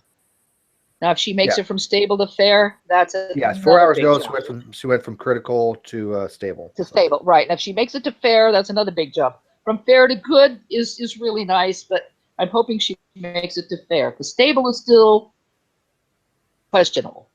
They're still being watched very carefully, and of course, we don't know. She was without oxygen for a long time, so you don't know if there's going to be any permanent damage from that. As long as Harrison Ford is okay, we're good. We're good. Yeah. Wait a second. Carrie Fisher. Didn't he die about a year ago? Yeah. Oh, wait a minute. That was Han Solo. So forget it. Yeah. Carrie Fisher has been through a lot in her life. When you say a lot, do you mean drugs? Yeah. She's been through a lot of drugs. And she's she not only drugs, she has mental problems. Like She bipolar, admits it. wasn't she? Yeah, she's bipolar, and she's had a real battle with that. And also, of course, there was the business of her father running off with her mother's best friend and being an asshole as a father. But and I remember when that happened actually. But she's had some real ups and downs. She's had some real downs in her life, and so I'm really happy to see her back in the game and doing well. So it'd be really nice. Leia, for God's sake. I know. She'll always be Princess Leia. I know, but I hope for her, she gets completely well. Everything's just fine. But given what she's been through, I kind of hope that if she doesn't come back like 80%, that she doesn't make it, because you know what I mean. She's been through so much already. Going through a painful decline is not what I wish for her. So Yeah. I'm just really. I mean, I think she's tough enough that she can bounce back from a lot of stuff, but just not too much. Just God, don't give her too much, kind of thing, Paula Gio tweeted, my channel has been up just a week, and tonight I'm guiding a former Bible student of mine on coming out atheist because of it. All I hoped for. So I guess his video has caused some of his people that he used to teach in younger creationism to realize that it's full of shit. So I mean, I don't care if they become atheists. I mean, he's all for that. Right. But as long as they get out of younger creationism, then there's hope for something else. Well, that younger creationism, queer issues, LGBT, etc. Queer is just a better term to use. Although I realize some people still object to it, but I'm a dyke. I'm fine with queer. But queer issues and younger creationism are two of the main reasons that young people are leaving fundamentalism. Yep, I agree. Absolutely. Well, did I come back to the calls topical herself point? That fucking dyke from that Orange is the New Black. What's her name? Oh yeah, I love her. I mean, she's fucking hilarious. Oh, you mean the bull dyke? She goes by that fucking dyke. Yeah. Oh God, I know her so well. She's Italian. I can't remember her name. Oh, she's been around for a long time. She's a comedian. She's fantastic. She's fucking hilarious. And she's so happy to just be herself. And, Who are you talking about? Sorry. I can picture her exactly what she looks like, but I can't think of her goddamn name. The bull dyke from Orange. The bull dyke from Orange is the New Black. Carrie Fisher. Sorry. No. Yeah, sorry. Are you talking about Kate Mulgrew? Are you talking about Kate Mulgrew? No, not Kate Mulgrew either. That's what her name is. She calls herself like the fucking dyke or something. That fucking dyke. Yeah, she is. She's because people used to say, we're walking down the street and go, "Hey, look at that fucking dyke," and she just took up the name of it as a name for a comedy show. I know. Oh God, I know her name, and it's just the problem is this is one of those cases where you try to grab for somebody's name and somebody else's name that's similar jumps in front. Leah. There's this really wonderful thing called Google. I know, and you were sitting here going. But figuring it out is half the fun. You want the satisfaction of actually having remembered I know, it. coming up with it. I finally give it up. I'm looking it up. I've never watched it, so. In fact, it's a great series. Ironically, I only found out that Kate Mulgrew was on it the other day, a couple of weeks or a month or something back, because she was on TV in Britain. Leah Delaria. Leah Delaria. Yes, Leah Delaria. Yeah, Leah. I knew it was Leah. Leah Delaria. Stephen Curtis. Yeah, that Butch dyke. She calls herself. Yeah. I love her. Well, she's bull dyke, Butch dyke, she made that bull fucking dagger. Orange is the New Black. She's totally super Butch. Now, I love not just a little Butch. Totally. You know Natasha Lyonne. We've talked about her before. Yes, she's one of my favorites. I adore Natasha Lyonne. I've known her since I was a kid, but she's been around a very long time. And she's actually not gay. One of the underrated actresses of all time. I know. I agree. And she's actually not gay, but she plays a lot of gay characters. Right. And she's fine with that. She doesn't care if people think she's gay either. It's like, hey, fine. You want to think I'm gay? It's okay. But she's been in so many things, and she's just one hell of a good actress. Oh, she's so good. She's so good in that role, too. I'm so looking forward to the next. Is it coming back? I mean, is it? That's not. Oh just, yeah, it's it's coming back. Okay. Yeah, it's coming back. God, where did they stop last season. For something. It was the last episode was toast can't be toast can't become bread again or something. Yes, yeah. Oh, after they killed. Oh my God, still. No spoilers for them. I'm not going to say. Yeah, I'm not going to say for people who haven't bothered to watch it, but yeah, that was so sad. That just. Yeah, but I think they did a good job. I mean, I Oh, I didn't like do when they too. throw people off, but I think they actually sent it off pretty well. Right, and it's such a. It's you actually feel sorry for the guy who, was involved in the situation. I'm not going to say anything more because I don't want to give any spoilers to someone because things happen.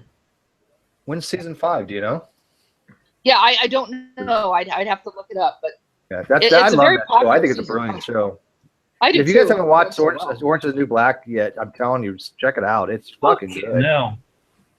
Excuse my. I'm sorry. Excuse my language. I just looking at the news. Trump official Palladino under fire over crude Obama remarks. Oh, you wouldn't believe what he said. Yeah, posted it on referring to Facebook. Mr. Obama, Mr. Palladino said he hoped the president catches mad cow disease after being caught having relationships with a cow and would die and be buried in a cow pasture.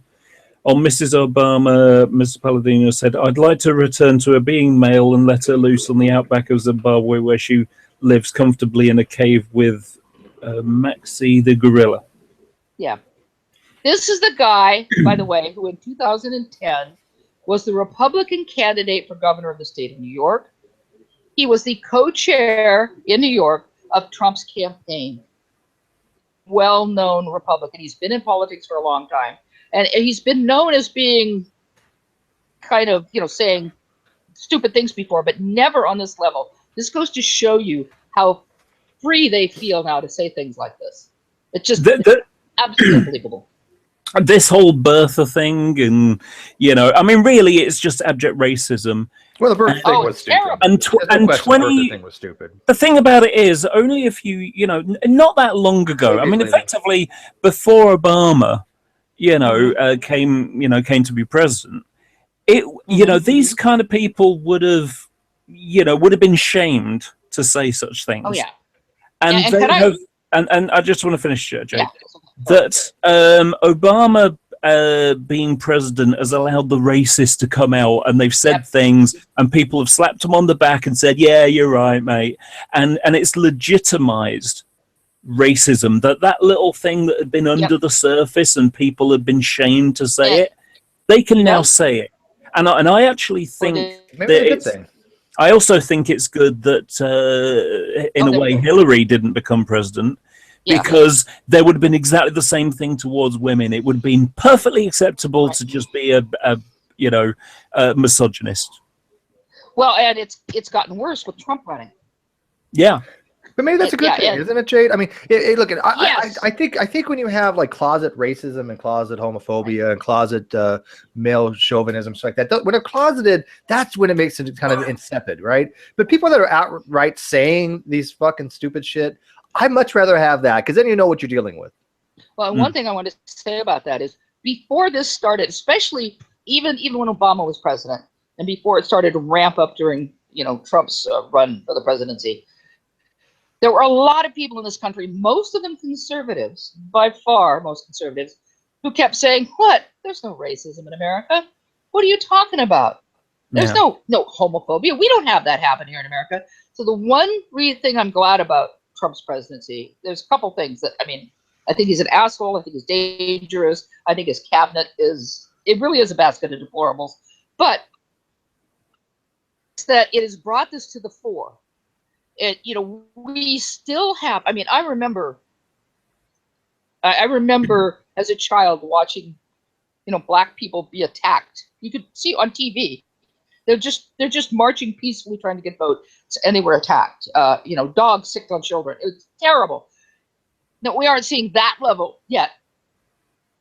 Racism has always been here under the current, under the swamp, in the depths of the swamp. And now they're moving the what's swamp to the White House. Now the swamp has just erupted, and all of this stuff is coming out. And I think that's a good thing that it's visible. I do. It's upsetting to people. And at first I questioned a bit whether or not this is okay. maybe this hasn't increased. Maybe it's just being reported more, because that's a possibility. I'm willing to admit that's a possibility. But then I started hearing from people I know. Themselves had observed something happening, or had it happen to them, and it had never happened to them in their lives. So But I believe two things. First of all, yes, I do believe it's being reported more. So, but I also do believe it has increased. I might have a little bit. I don't think it's really fostering anything new. I think like you said, it's bringing stuff more to the forefront. Right. I don't think people are converting. Oh, you know what? I think I'm going to wake up racist today. No. You know what disturbs but you want to know what disturbs me the most is Trump's not even in office yet, and he's already talking about nuclear proliferation. That's disturbing. Yes, he's an idiot. I am all for defense. Don't get me wrong. I am very pro-military defense, and I believe we should have. We have arsenals of tens of thousands of nuclear weapons. We don't need any fucking more. No, we don't. We just don't. Being able to destroy the world 2 times over should be enough. Yeah, I don't know what his reasoning for that is. If you want to have a strong military, you can have it conventional weapons, and you can do it with show of force. I mean, for example, like the new destroyer class that's out, wonderful ship. I mean, stuff like that. I'm all for it. Oh yeah, that's an incredible ship. It's an ass thing. Wow, yeah, it's like science fiction. I know, it's amazing. That's but what we need. We don't need. No, we don't nukes need more and nukes. No. Not only that, they aren't really effective weapons. I mean, yes, they're going to wipe out a city, but the long-term effects and the responses, they aren't effective. On top We have of enough which, to have okay, deterrence right now. That's all they're for is a deterrence. We have it. They're done. Move on. know, We don't need that's any more it. nuclear weapons. well, and if we did nuke a city, we wouldn't be able to move our troops into it anyway. Yeah, and by the way, I mean, Russia's nukes, way more powerful than ours, people. You have no idea what the SAR bomb could do at full capacity. 100 megaton The Merv needle. is pretty dangerous, isn't it? If it was dropped in Los Angeles, I would be dead, and I live 120 miles away. And I would be dead. Yeah. That's how motherfucking powerful these things are. They are astronomically powerful. A 100 megaton weapon is mind-boggling. Southern California would cease to be. Right. But it's also why we have submarines and ships that sail all over the world. If we were attacked by nuclear weapons, we would have those ships and submarines, and planes too, because there are always planes in the air, immediately respond. Sure. So if Russia were to blow up Washington, D.C. or Los Angeles or whatever, all of our nuclear weapons that still existed would be aimed at But Russia has no desire to do that. Okay, here, look at. I have no disillusions here. Putin is not Trump's friend. Okay, he's using him like a puppet. I get that, right? He wants a weak leader. He wants to be able to influence America, and it's for political gain. He's not a madman that wants to start World War III. No, There's a he's difference. not. He's not. Okay, But there's one thing I have to say. As much as I despise McConnell and Ryan, they're strong leaders. And they're not going to let Trump get away with some of the crap he thinks he's going to get away with. And the Democrats aren't either. They are marshaling like mad. I know, because I'm one.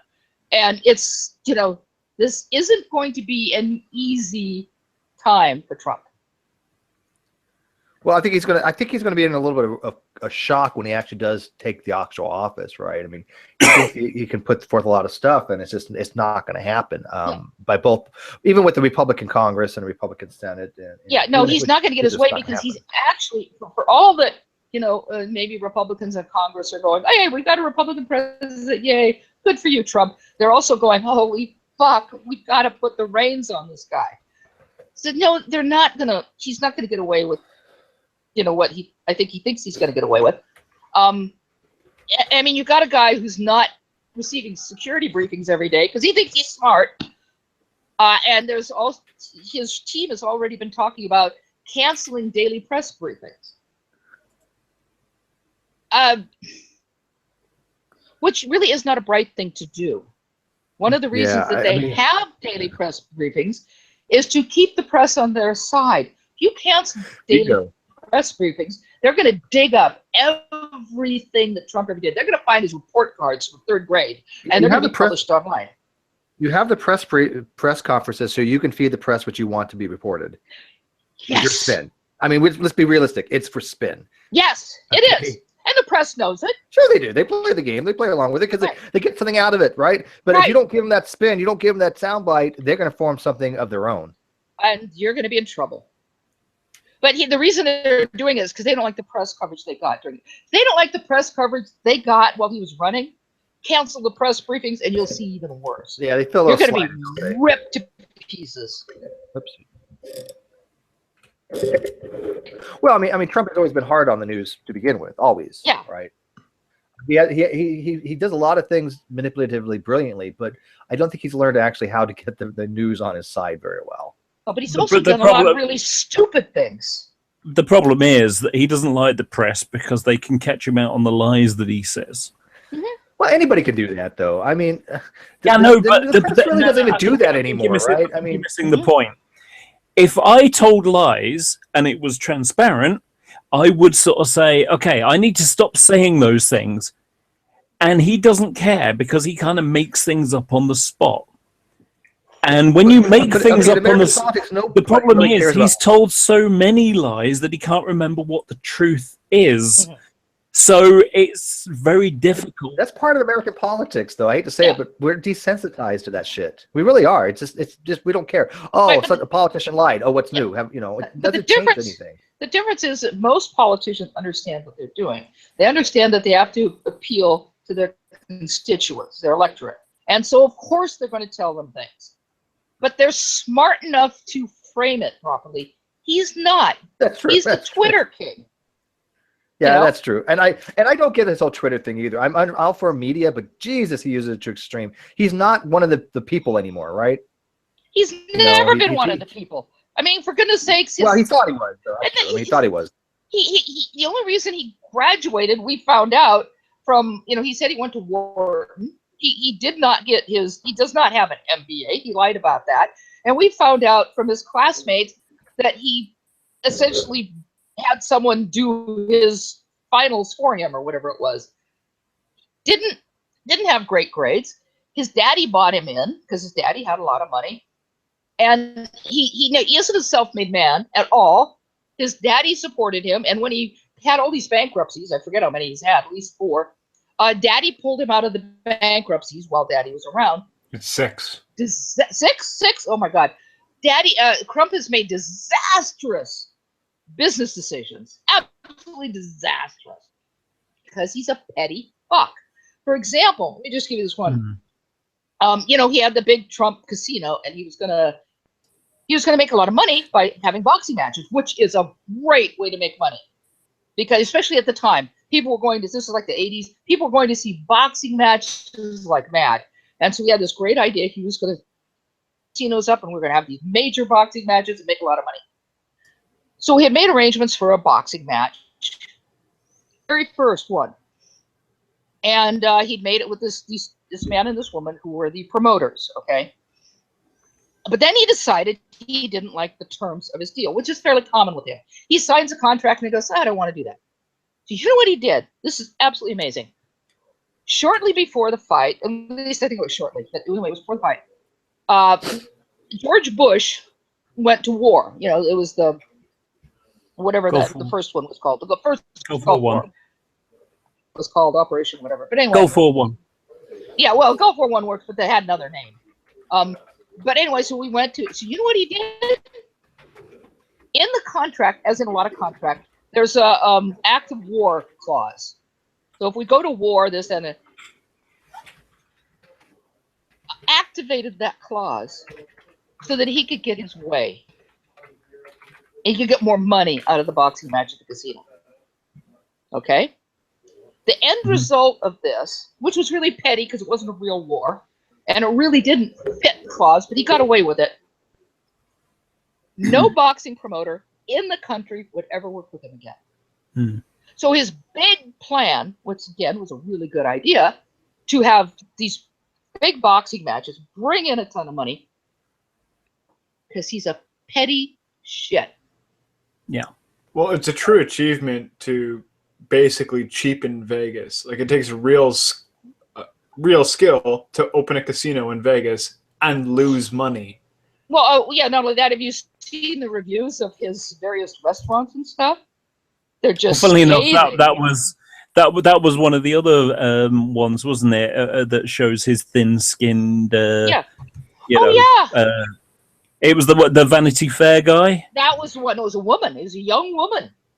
Is it? I thought it was a The Vanity Fair editor still gets letters from Donald Trump. Yeah, about it's the no size of gold his sharpie hands. around his hands. Yeah. Yes, well, She I think called it him was a a woman. short-fingered vulgarian or something like that. Yes, no, that was the editor, but it was a woman who wrote the review. Hmm. But both the woman and the editor get hell. But he also had his one restaurant in Vegas was shut down for horrific conditions. And there's a list of the conditions. I mean, they had like cooked food with uncooked food. They had stuff in the refrigerators from a couple of years ago. I've worked at the cafeteria at the local community college, and I learned all about all the standards you had to keep, and they're really freaking strict. Some of our racks in one of the coolers were starting to flake. We had to, because they're coated, with I don't know, they look like chrome. I don't know. Like we had to exchange them because you can't have that.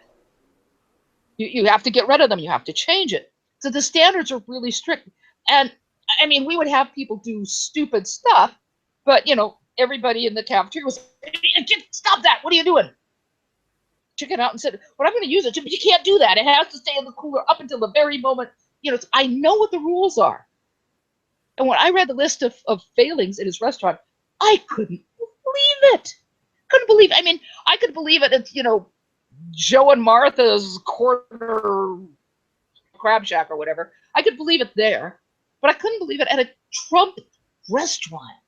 I mean, how stupid can you be? Does he just hire the cheapest people? Probably. But there's been reviews of his other restaurants. He's not offering a class experience. And he's, it's like putting Tiffany's on gold painted plastic. Yeah. It's not even real gold. It's just gold paint. That's what it is. He's trading on his name. And just like his Trump wines, his Trump steaks, his Trump University, it's all bullshit. Yeah. I don't believe he's a billionaire at all. I'm certainly millionaire way over. Oh, but yeah. I don't actually believe he's a billionaire. And what I mean when I say that is I think of that, someone's value is how much money they've actually got as opposed to how much money they can learn. Well, yeah, How much see, the net thing is, value they actually have. right. Well, what the is thing that with value Trump- here, though? It's not liquidity. I mean, you get $1 billion, you don't have $1 billion in liquid assets. Yeah, I That's think a waste of. I mean, that's silly. I think You The never do that. Economist had a couple years ago put Donald Trump somewhere in like the 250 million range. Yeah. The problem is that. I And saw he, a- in turn, guess what he did? He sued them Yeah. The for problem $5 billion. Yeah. The problem is that when you look at, he owns a lot of properties, but a lot of these things he co-owns. He doesn't own them completely. He co-owns some of those. But the other side of the coin is they're all heavily mortgaged. That's what I mean. I saw a list of all his mortgaged properties. Worth is, I don't think anyone really knows, but I do know there are people tracking it down right now. I think you may be very right. I don't think he's a billionaire. I think on but here's the paper, thing, Jade. Yeah, go ahead. Jade, it doesn't matter whether he's worth 0 or 20 billion. He has more of an opulent lifestyle than any of us will ever imagine. Right? So I don't care what he's worth. It makes no difference. I don't either. I just think it goes to his lying again. I just think it's interesting. Well, Forbes had him at between 2 and 8 billion is what they had him at, something like that. But again, like I say, he has supplied us with an endless variety of memes that we can choose from. None of us can say that about ourselves. Oh yeah, Well, he's worth more than Hillary and Bill, and they're worth 110 million. So, but the problem is, if you're leveraged up to the eyeballs, that's not actual value at all. No, he is net ahead. I mean, he's not. He may be mortgaged. He may have a lot of debts, but even if you paid off everything he even owned, he'd probably still would be close to $1 billion. Yeah, but as Jade said, he doesn't actually. I don't think so. If own you them. calculated in his debt and everything, At the very least, hundreds of millions. if you asked his daughters, he actually owes money. Yeah, but and this is the point I was trying to say, Steve, that I don't think he's worth billions, but he's definitely worth hundreds of millions. Yeah. I don't have a problem with that. She's worth a shit ton too. Yeah. And she was flying like JetBlue the other day. I was like, "What? Don't you have your own private jet?" Not that I care, but Well, I don't think it makes any difference. And maybe it's more convenient to take JetBlue. I mean, I've known people who've in their business they flew on private jets, but it can sometimes be more convenient rather than because you have to call, you have to get the jet, you have to call, the jet has to be checked out, it has to be fueled up, and you have to go to that particular airport. When you go to the local airport, you get on a commercial flight, big deal. It's not only that. You've also it's a lot more complicated than that. It's got you got to basically make sure the plane is where you want it to be, which means it may have to fly from one airport to another, which means you've got to have pre-flight checks for that, and then you've got to have a flight plan, and then you've got to have a flight plan from the airport that you want to go to the place you want that you are. You want to fly from to the place you want to fly to, so you got a flight plan for that, and you got to arrange, if it's depending on the airport, you got to arrange gate fees and landing fees and things like that, Yeah. And I don't know if you've ever noticed. I don't know if you realize this, but you effectively air traffic control. You have to pay per mile, per flight mile. Now, although the cost in itself may not be that much, it's labor intensive, and all that stuff slows down your ability. It's not like you can just go out and get in the car. It's the equivalent of phoning up the taxi, and you got to wait until the taxi gets there. Yeah. Hey, I need a hard break. I got invited to do something to another hangout tonight that I told him I would at 9:00 my time. I might be able to go on my laptop and keep this hangout open if you guys want to continue, and then I'll go to do something else. I don't know how that's going to work. I'll give it a shot. Or I can end the hangout. Completely up to you. I actually need to go, so I'm just going to go. So whatever you decide to do, that's fine. But thank you, Steve. It was fun. Yeah, thank you, Jane. Yeah. Pleasure. 5 in the morning. Hey, so Steve. Steve, you realize something very shocking? What? You and I actually agreed on something politically. Oh yeah, no, I think we probably do a lot more than people realize. I know. I love you, Jade. I know, I adore love the you hell out of you. That being what we said, don't agree upon is just Jade kind probably of still more thinks that Ronald minor Reagan is shit. an ass. What would you say? What'd you say, Doctor? I said that being said, Jade probably still thinks Ronald Reagan is an ass. Oh, I do. Yeah, and I love Ronald. But the thing But I mean, it is what it is. That's Here's the thing. As I said in a perspective. previous hangout, or at least I typed it, I don't want to live in an echo chamber. I don't want to be around people who just agree with me. I want to be around intelligent people who disagree with me. It's why for many years I was a member of the Heritage Foundation, which is a very conservative group. Yes. Yeah, seriously, I know. I was a How member about of the John Heritage. Birch? That's No, a I would not borderline go hate that far. group. Okay. Well, no, it is now. It didn't used to be. That's They why are really far wait. now. That's the reason I quit belonging to the Heritage Foundation when it started to go that bad. It was always very conservative, but it really started to turn, and that's when I quit belonging to it. I know. But at one time, the literature I got from the Heritage Foundation was really very challenging. And at one time, they had Joe McNamara, who's a very brilliant former police chief of San Jose, as a member, and he's a very liberal. So it's changed. The Heritage Foundation has changed. But yeah, because I wanted the challenge. But it is funny. It is funny when the Cloud Car Posse is like, Steve only has people in his hangouts that agree with him. I'm like, are you fucking kidding me? Yeah. You Jade, seriously you said saying you that? didn't want an echo chamber, but everyone in here is I being let kind to Pruden one in another. here, for That's God's obviously sake. an echo chamber. Yes, that's right, because we're nice to each other, right? But That's basically, I genuinely think that's what they think an echo chamber is that if everybody is civil to one another, then that's an echo chamber. Do they? You think that's what they think an echo chamber is? I think that they. No, it's obvious that when people are heated and like screaming at one another, that we disagree. No, I'm sorry. I keep it open, prove it, Pruden. Or I disagree with you here. What I think they think, what they've done is exactly the same as they always do, which is project.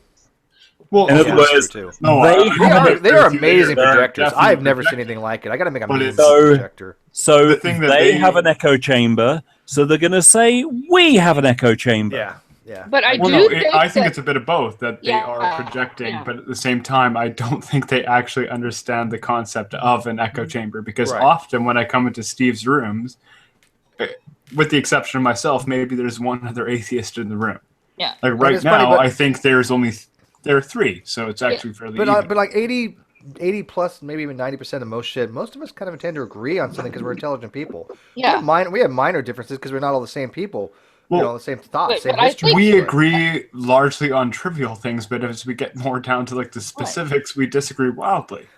Yeah, but the thing is, I think Doctor is right to some extent, because they don't understand how you can have a civil discourse and disagree. Hmm. And if they hear us disagreeing, but we're being polite and disagreeing, or we just decide, okay, this is too controversial, or I get too passionate about it, we'll just set it aside for now, or let's discuss this later in a smaller group or on offline or something.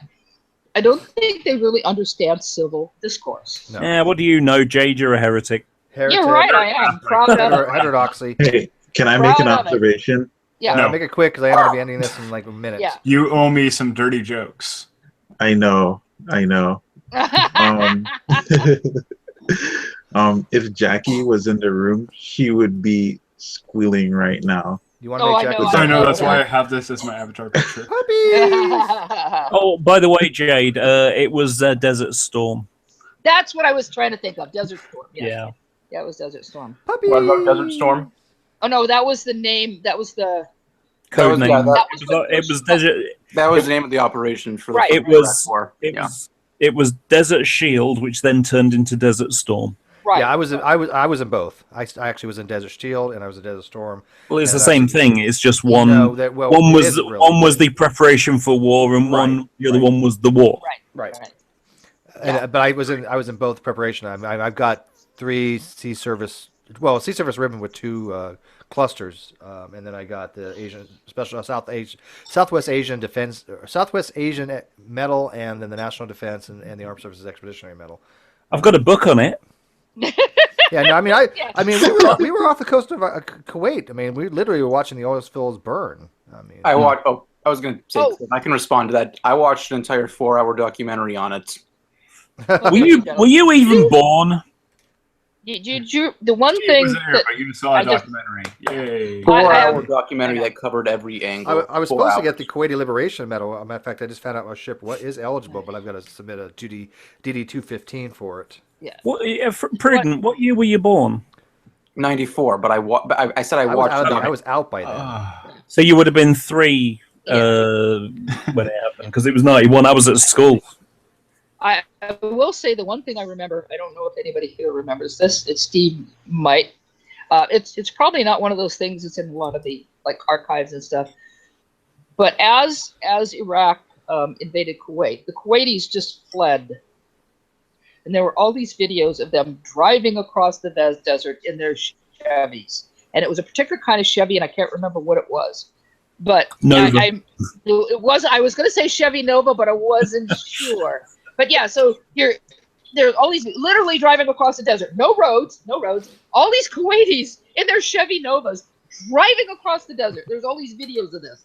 And some friends of mine and I just couldn't stop giggling at it. I mean, it was a terrible thing. It was a terrible thing. I tell you But what, the there was a reason thin layer of oil that covered everything. I mean, you Yeah, couldn't get away from it. It kind of permeated everything. And then, we were constantly at general quarters, port and starboard, as they called them, because we were in the Silkwork envelope, where we were in the range of Silkwork missiles. And, we were constantly, wondering, are we going to have a strike against us? Because we would do drills all the time saying, pretending, what happens if, simulating a drill strike, a missile strike, and I was like, "Fuck, we're all dead."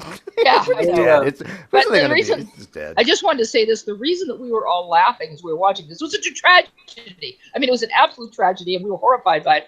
But we couldn't stop laughing because we were looking at each other, going, "Chevy Nova? You gotta be kidding! Chevy Novas? These people are rich, and they're all fucking driving Chevy Novas."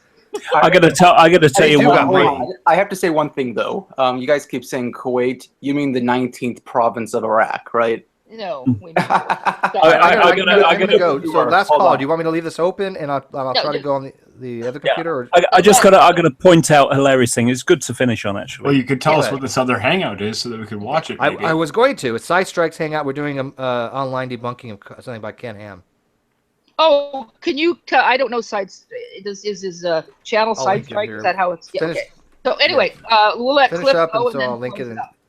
Go ahead. I gotta say this amusing little thing about Gulf War One, and it relates to today. So when America and the Allies and so on were attacking, a bunch of pilots, Iraqi pilots, got into their aeroplanes and flew them to Iran because it was better to fly them to Iran than it was to let them get blown up.